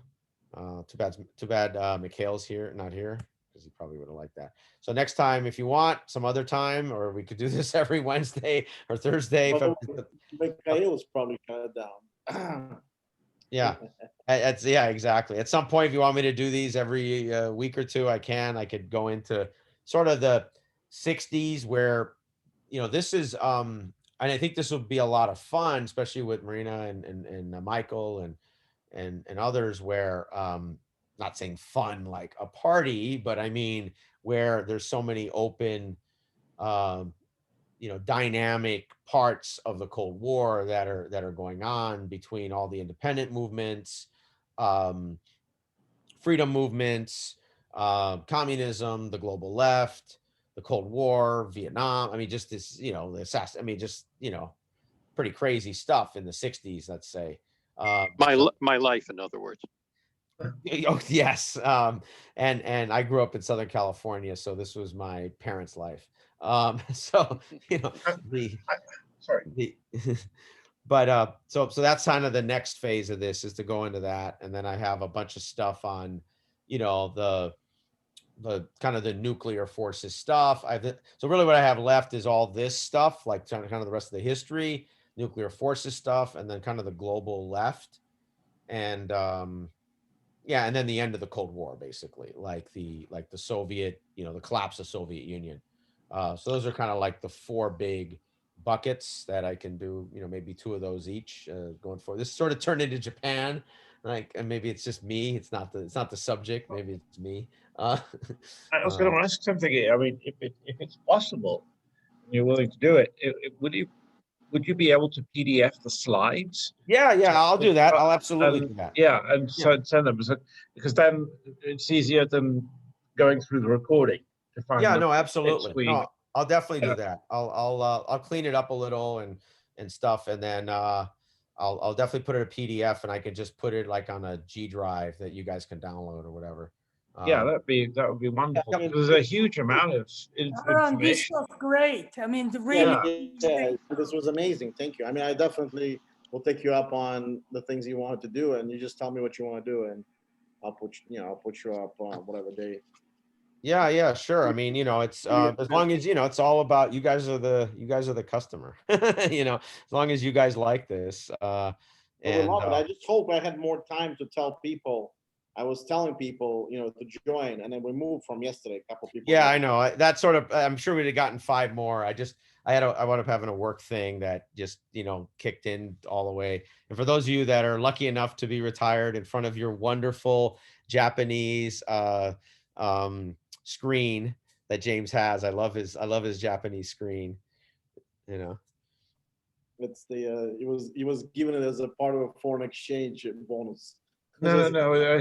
But most of I lived in Asia for so long. Oh. I mean, I was 18 years, Wow. and most of my furniture is Chinese. Oh, it is. Okay. If you've seen Japanese furniture, it's rather Spartan. Yep.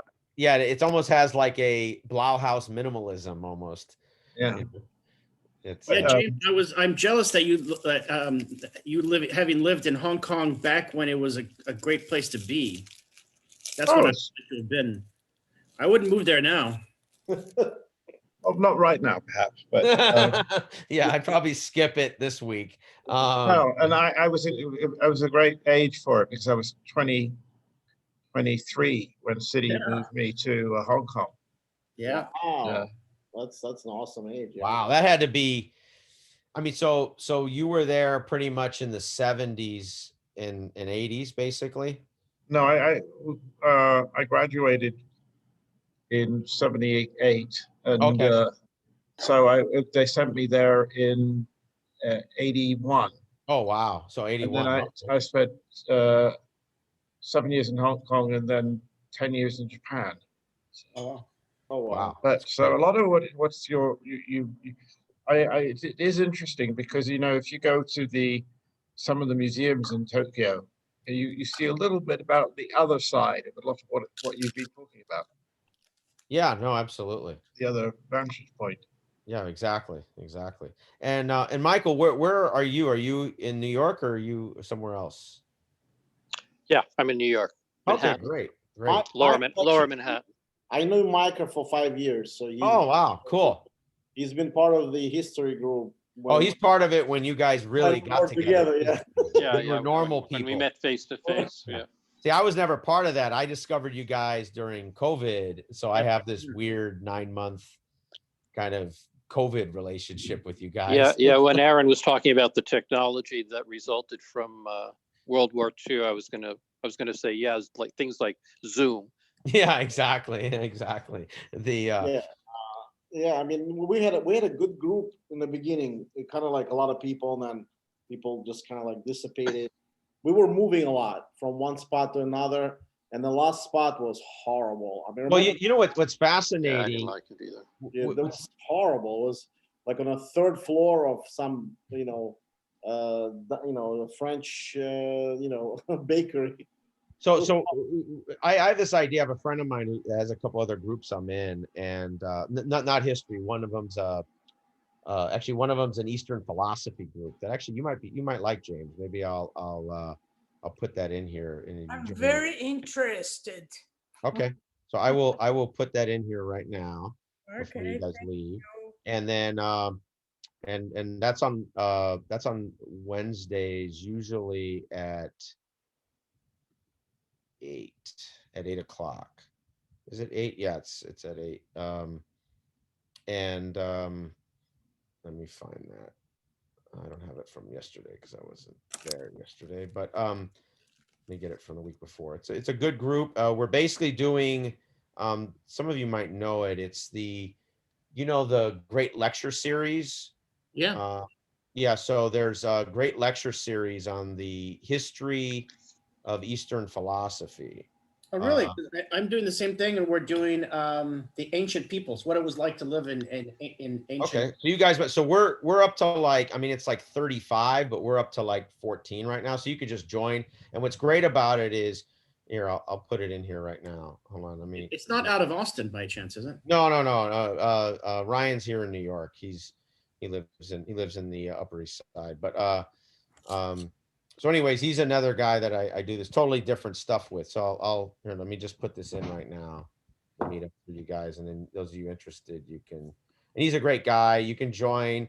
He stupid proofs everything. He gives you the reading materials, and he has them both in audiobook and in what do you call it? And in Yeah. yeah, in PDF. Yeah, I'm trying to, when you go through this much material after you worked all day, it's just like mush. But here we go. Let me. I'm just kidding. I'll put this in the chat right now. And so yeah. So basically, here we go. hold on a second. And so, yeah, so basically what I was talking to him about is, because I mean, to be honest, the sort of two-dimensional nature of Zoom with these types of materials guarantees that people can attend from all over the place, which is great. Um, and there's sort of you're not like, there's not that weird feeling like you're all not paying enough money for a cool place in New York to stay this many hours, which gets awkward after a while, and eventually they chase you out. Um, and so what I was thinking, and I was talking to Ryan about this, is that even after COVID, we kind of keep a version of this going, and then we just sort of have like a, sort of a meetup BS session where, and then you make it like a dinner or a lunch, something that, or whatever, like the Sunday brunch thing that's, all you can eat type of thing, whatever. It's reasonable enough. Because, if people are hanging out for 2-3 hours and they're eating, they're going to leave you alone, right? They don't care, what you're doing. It's just when you don't do that, that they go a little crazy, but, which is fair. So that's what I was starting to talk to him about, which I think is sort of, and it lets everyone who's joined from everywhere to still participate. And not that I think this is a problem for another 6 months or 12 months anyways, but, I think until you get to, at least my sense is until we start vaccinating the high school kids, which isn't probably going to be to the fall. At that point, that's when this thing is really, it's really kind of, the vaccination process has gone through a massive amount of the population then. And my sense is you won't get the high school kids till, the summer, really, summer and fall. So, but yeah, so this is a good group. Just join. The only thing he asks you is read. So, and so read and listen to it. Like I said, he has the audio book there, that you can listen to. So you can listen to each chapter. It's like 30 minutes. It's fantastic author. And then what we do, and it's really simple. He reads for 5 minutes, like it's kind of a summary of it, and then we just have an open discussion for like an hour. It's short. It's not very long. Sounds great. Sounds Yeah, it's great. nice. It's different. I mean, I love, our history groups are like, we're in the weeds hammering down, like, this is, this is like the Viet Cong of history, like blow by blow. And so, but, whereas this is sort of, in some ways he does a lot of the work for you, which is nice. And so you just sort of, it's just different. So, it's, it's a sort of, and he doesn't do history stuff. He's a philosophy guy. That's what he's doing. Great. I do want to do one session on stoicism. Okay. Oh, I'm for it. Yeah, if you guys are in for it. So, I will do this. So I'm telling you. So if you want, Zach, join this group I'm in, and then just talk to Ryan and have him come, and just have him do a session for us. Well, we can do it too. Okay, all right, you can do it too. I'm just saying, like, I know he'll do it, or you guys work together, whatever. You'll like him. He's a cool guy. He's different. He's different. He's not like you, not like the other that isn't mentioned. He's a different. We're little control freaks. Yeah. No, Ryan's not like that. I mean, he is in a different way. Like, he wants the group to be really people who want to, do the reading and or listen to the book, whatever, or the chapter, and then just, kind of come in and out. And he runs a really fair kind of, everyone puts their hand up, that type of thing, because it's really short. It's like an hour. So, Zach, if you're interested, I really would like to do something on philosophy. I mean, Epicureans or Stoicism, Yeah. or the only thing, my camera doesn't work. Which camera? My camera? My Or your camera, camera? but I mean, philosophy we can talk about. We don't have to show. So I'll tell you this. So that group is like this group for the first book we did. So this is how crazy that group is. So I joined that group in April last year, like kind of when I joined you guys, same thing, around that time. And they were 3 chapters in to Bertrand Russell, History of Western Philosophy, 77 chapters. That was the Australian guy. Yeah, Ryan. Yeah, absolutely. Yeah, I was part of that for a while. Okay, yeah. So Ryan, and Ryan's cool. I mean, it's a good group, and so we did that. It was that was insane. I mean, we met 3 times a week. We did 3 chapters a week, it was like that was, but I'll tell you what, going through COVID, you guys were kind of the fun chaos weekend I had. And then I had Ryan during the week doing this, you know, and you had to do it like you did your reading, right? Because everyone else did it. Like you were kind of all committed. You were all stoic together. What are you trying to say, Aaron, about this group? No, I mean, no, but that's what makes this group. Sign off. Have a good weekend. No, but this group, I like this. It's important that this group is like that because that's what makes it dynamic and fun and sort of, you know, our ability to sort of just shift and, you know, not be linear, right? Because, you know, and especially having another group that's like that, right? So we're doing a book right now on um, uh, basically basically nonviolent language and communications, which is a different a group that he has, and we're going through this sort of famous book on that, and you know, just deep stuff, right? And you know, you can't do more than one of those a week for like an hour and a half because it's like basically like therapy together with like 10 people, 20 people.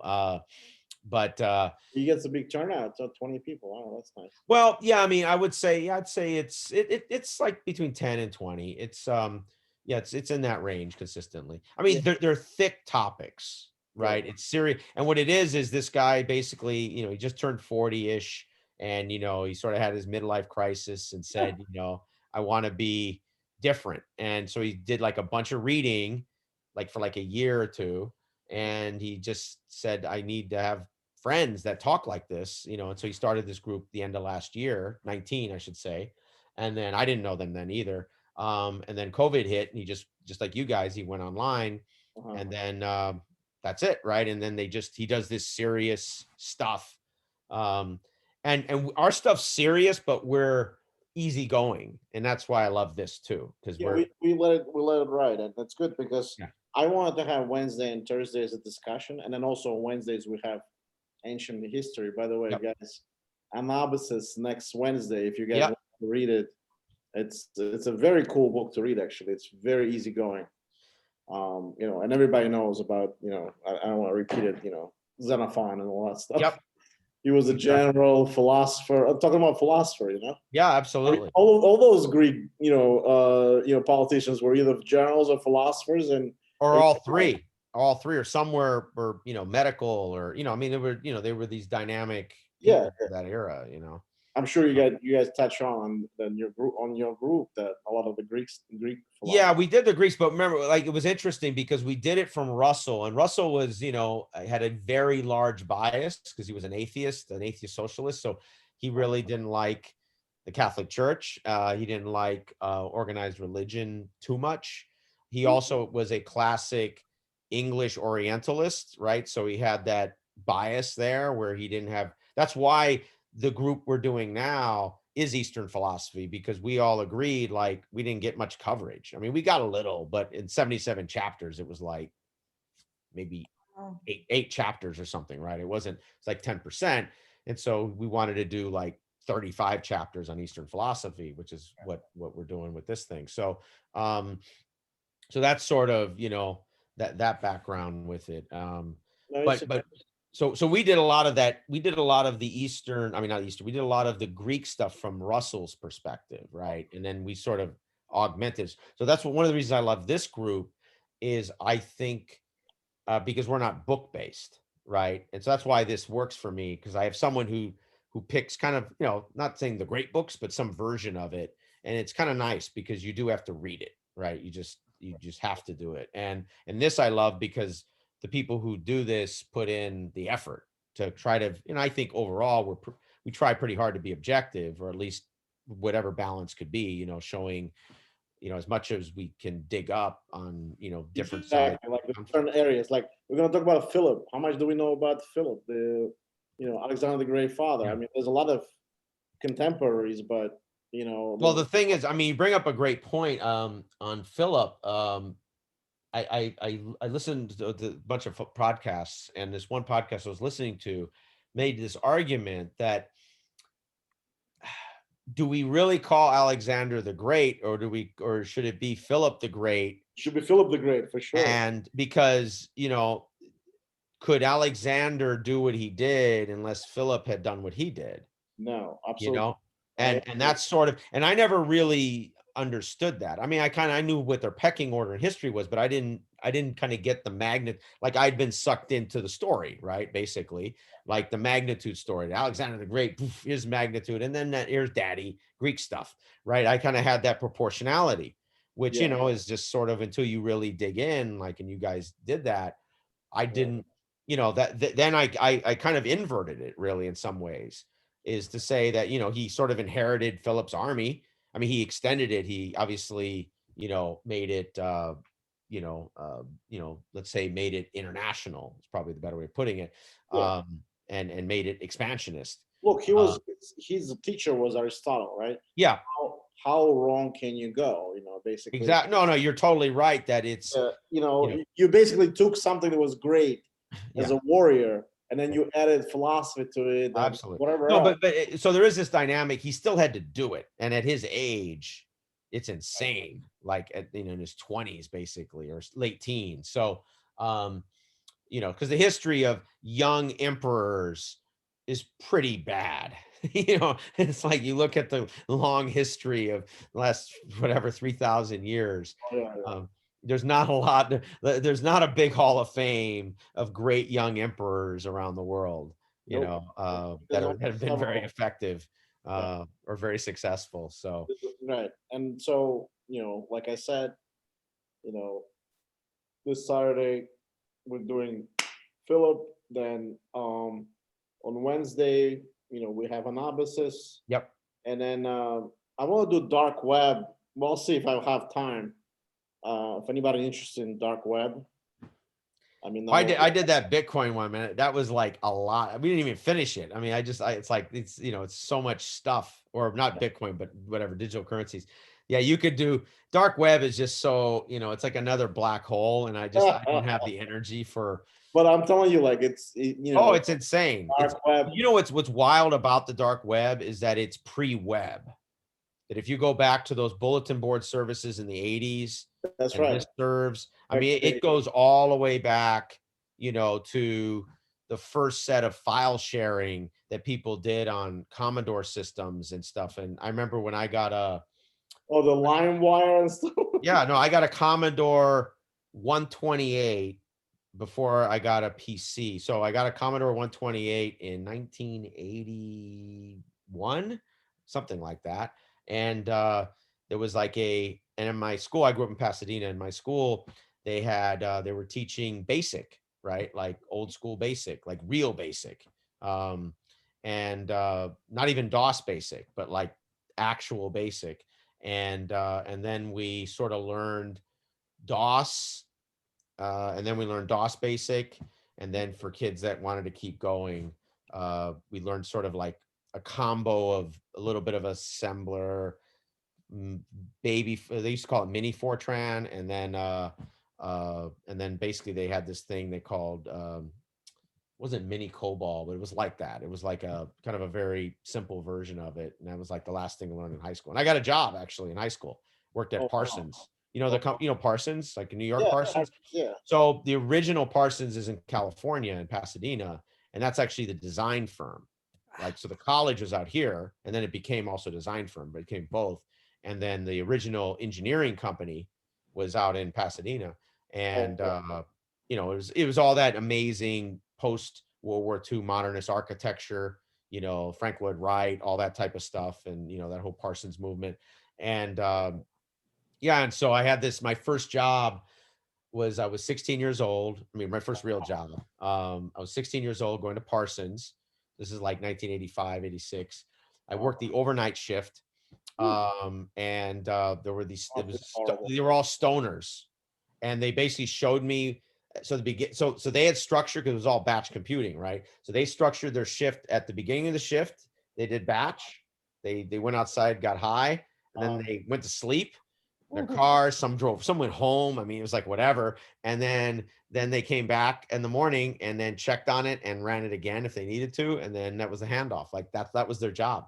And so I was just like, you know, and I never did drugs. It was in high school. I played sports and stuff. So we were the first high school getting drug tested actually in America.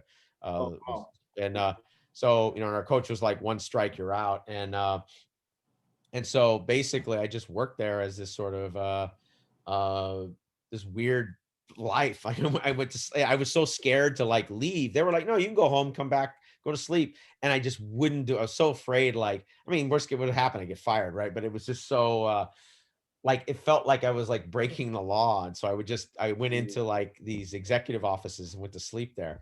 Actually, I did get caught one day, and because usually the cleaning people would come by, and then, you know, they're vacuuming old school Hoovers, those big tanks, right? Those weigh like 50 pounds. Those Yeah. things, like my mom had one of those. And for whatever reason, they didn't come by. And then I guess an executive came in early. It wasn't even his office. He walked by, and then, you know, he knocked on the door, and I came out. I was like, sorry. You know, I was like, he said, computer room. I said, yes, sir. Yes, sir. And he looked at me. He says, all right, you're okay. He knew I wasn't high, because he knew all those guys were stoned out of their I do have a mind. question for you, Aaron. I Yeah. mean, I put up this, Twitter. Yep. I even created Instagram, Yep. Facebook. You know, I threw ads on Facebook for this group. I get like good hits, but the problem is that nobody's sign. I mean, people signing, but not as much. Oh, And they're looking at website. They're not going into my. It says like the links. So the on Instagram, problem, all the, that the stuff. problem's People- simple. The problem is very simple. Yeah. Meetup is fantastic and horrible at the same time. So Meetup's technology is so bad that it only attracts people who, at a heuristic level, love the material. So it's actually this amazing filter. It doesn't attract, I mean, I'm sure there's weirdos on Meetup too, but it brings a niche seriousness to the people who join things. And so it's this great sort of, and everyone accepts like its lameness as technology, right? It's a lame little email thing, and it's just sign up. I mean, it's bad, right? It's 15-year-old stuff. And so the problem is when you go out to the, let's call it the cool web, Mhm. they don't have an interactivity. They've never had an interactivity with Meetup. And Meetup is, if you're from the outside, it's really unfriendly. I mean, like, not even unfriendly, like mean, but it doesn't feel organic. Now for us, it does, because we're like members in this little club, right? And so we accept that it's like going to your favorite, Chinese restaurant or whatever, that might not be some fancy place on 34th Street, but it's your place, right? You accept sort of its idiosyncrasies. And I think, and the problem you have is Meetup doesn't fit that kind of cool tech profile. And so whoever you attract there, unless they know Meetup, they're really likely not going to sign up and go through the Meetup process. And if they do, they'll get lost. I mean, it's just, so I think your best path is to try to just find more people in Meetup that might be I interested. did actually. I just linked in with a guy who has 48,000 members. It's a DC history group. Yeah, okay, well then something Just like emailed that. me. Yeah, he emailed So me. I would, because those people are already Meetup people, so they're already comfortable. They've accepted what they're in, and really what it boils down to is you don't want to be the gateway group for new people figuring it out, because there's always going to be a gateway group, right? That first group someone joins and stumbles through, and and it just, and it's better if you're just not that group, because that's just going to be, it's just, you're going to wind up burning a lot of cycles on that, I do have other two groups.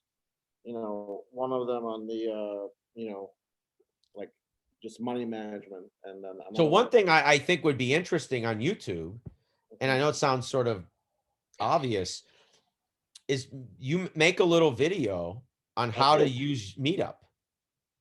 Oh, how to use Meetup? Okay. Yeah, like literally like a 3-minute video, 5-minute, whatever, something really short, just because I think a lot of people literally just don't know how to use Meetup. And, like, But don't worry, it's not. I put the Zoom link too with if you're Well, interested. no, I get that, and that's okay. That's your sort of like backdoor way of doing it. But then then they're only part of it for a one-off, right? They're not part of the group. Correct. And so I think you almost have to accept the fact if you're going to attract anyone outside of Meetup, you got to really have some way to help them. Because look, by the way, I haven't been able to get family members because it's just, to them, this is all foreign. I mean, it's like we're sucked into this world because of our personalities, right? We're comfortable traversing all these different sort of ecologies of people wherever they are in the world, and we find something James might be interested in whatever art of Singapore, right? And he finds a group, and so he figures out the time based on GMT, blah blah blah, and he's there. And a lot of people won't do that, right? It sounds too overwhelming. That's an interesting thing. Once you're in, you're in. Because I got sucked into Meetup with Lorraine back 5 years ago, and I was joining other groups too, but this is the only one that I'm with, So I joined Meetup because of tech, because there's a lot of tech stuff on Meetup over the years. So I joined maybe 7 years ago, something like that.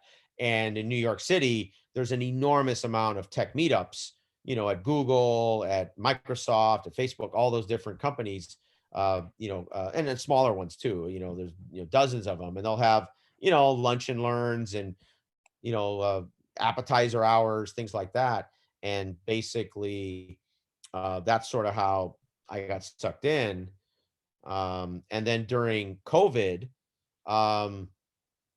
I was like, okay, I'm because there's a bunch of tech meetups on COVID, and I've gone to, I go to them kind of more selectively, but I was like, I need to do something else. Like I need to like other interests. And so that's how I stumbled onto you guys. Is I did a history. I looked, oh, I like history, or, I found, the philosophy one.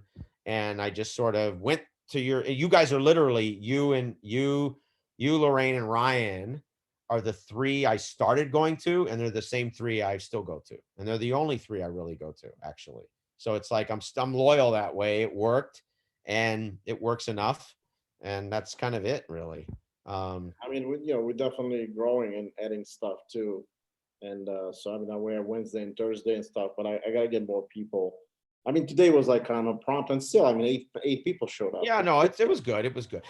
I wouldn't be so concerned about that. I know as a leader of this, that you want a lot of people and you want a lot of interactivity, but I think everyone knows just the commitment you have and just how good our group is. It's how many, I mean, we have fantastic people here. I mean, they're I smart. know, great. They come from, I mean, think of where everyone's, I mean, like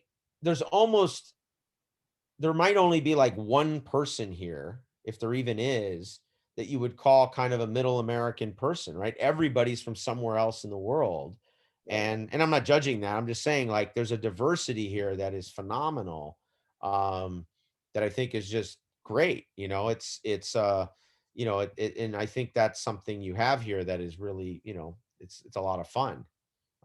National, and we have Andre from Croatia or Montenegro. Well, and the cool thing is I hope when things open up, like in 22, let's say, that when people visit, then they come to New York and then they go to the group, and it's just sort of like friendships that you're building. And I view these as friendships, really, to be honest. I really do, and it would be great if mom and dad could get together again, but I guess that won't happen. So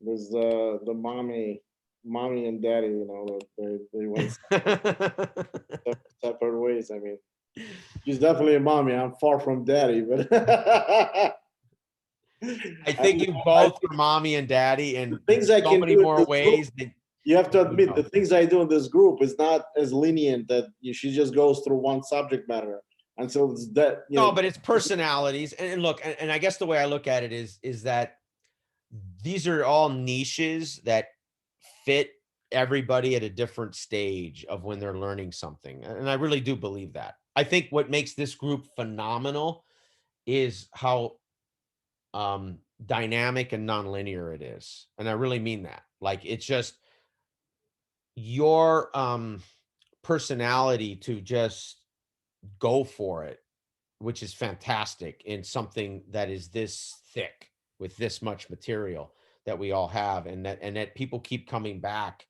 and providing it, week after week, is just It's just remarkable. And willing to present and Yeah, willing to present. And I think the thing she does is she, kind of curates really this sort of package of material for a period of time, and then a whole bunch of people, or not maybe a whole bunch, but a few do that material for like 2 months or 3 months.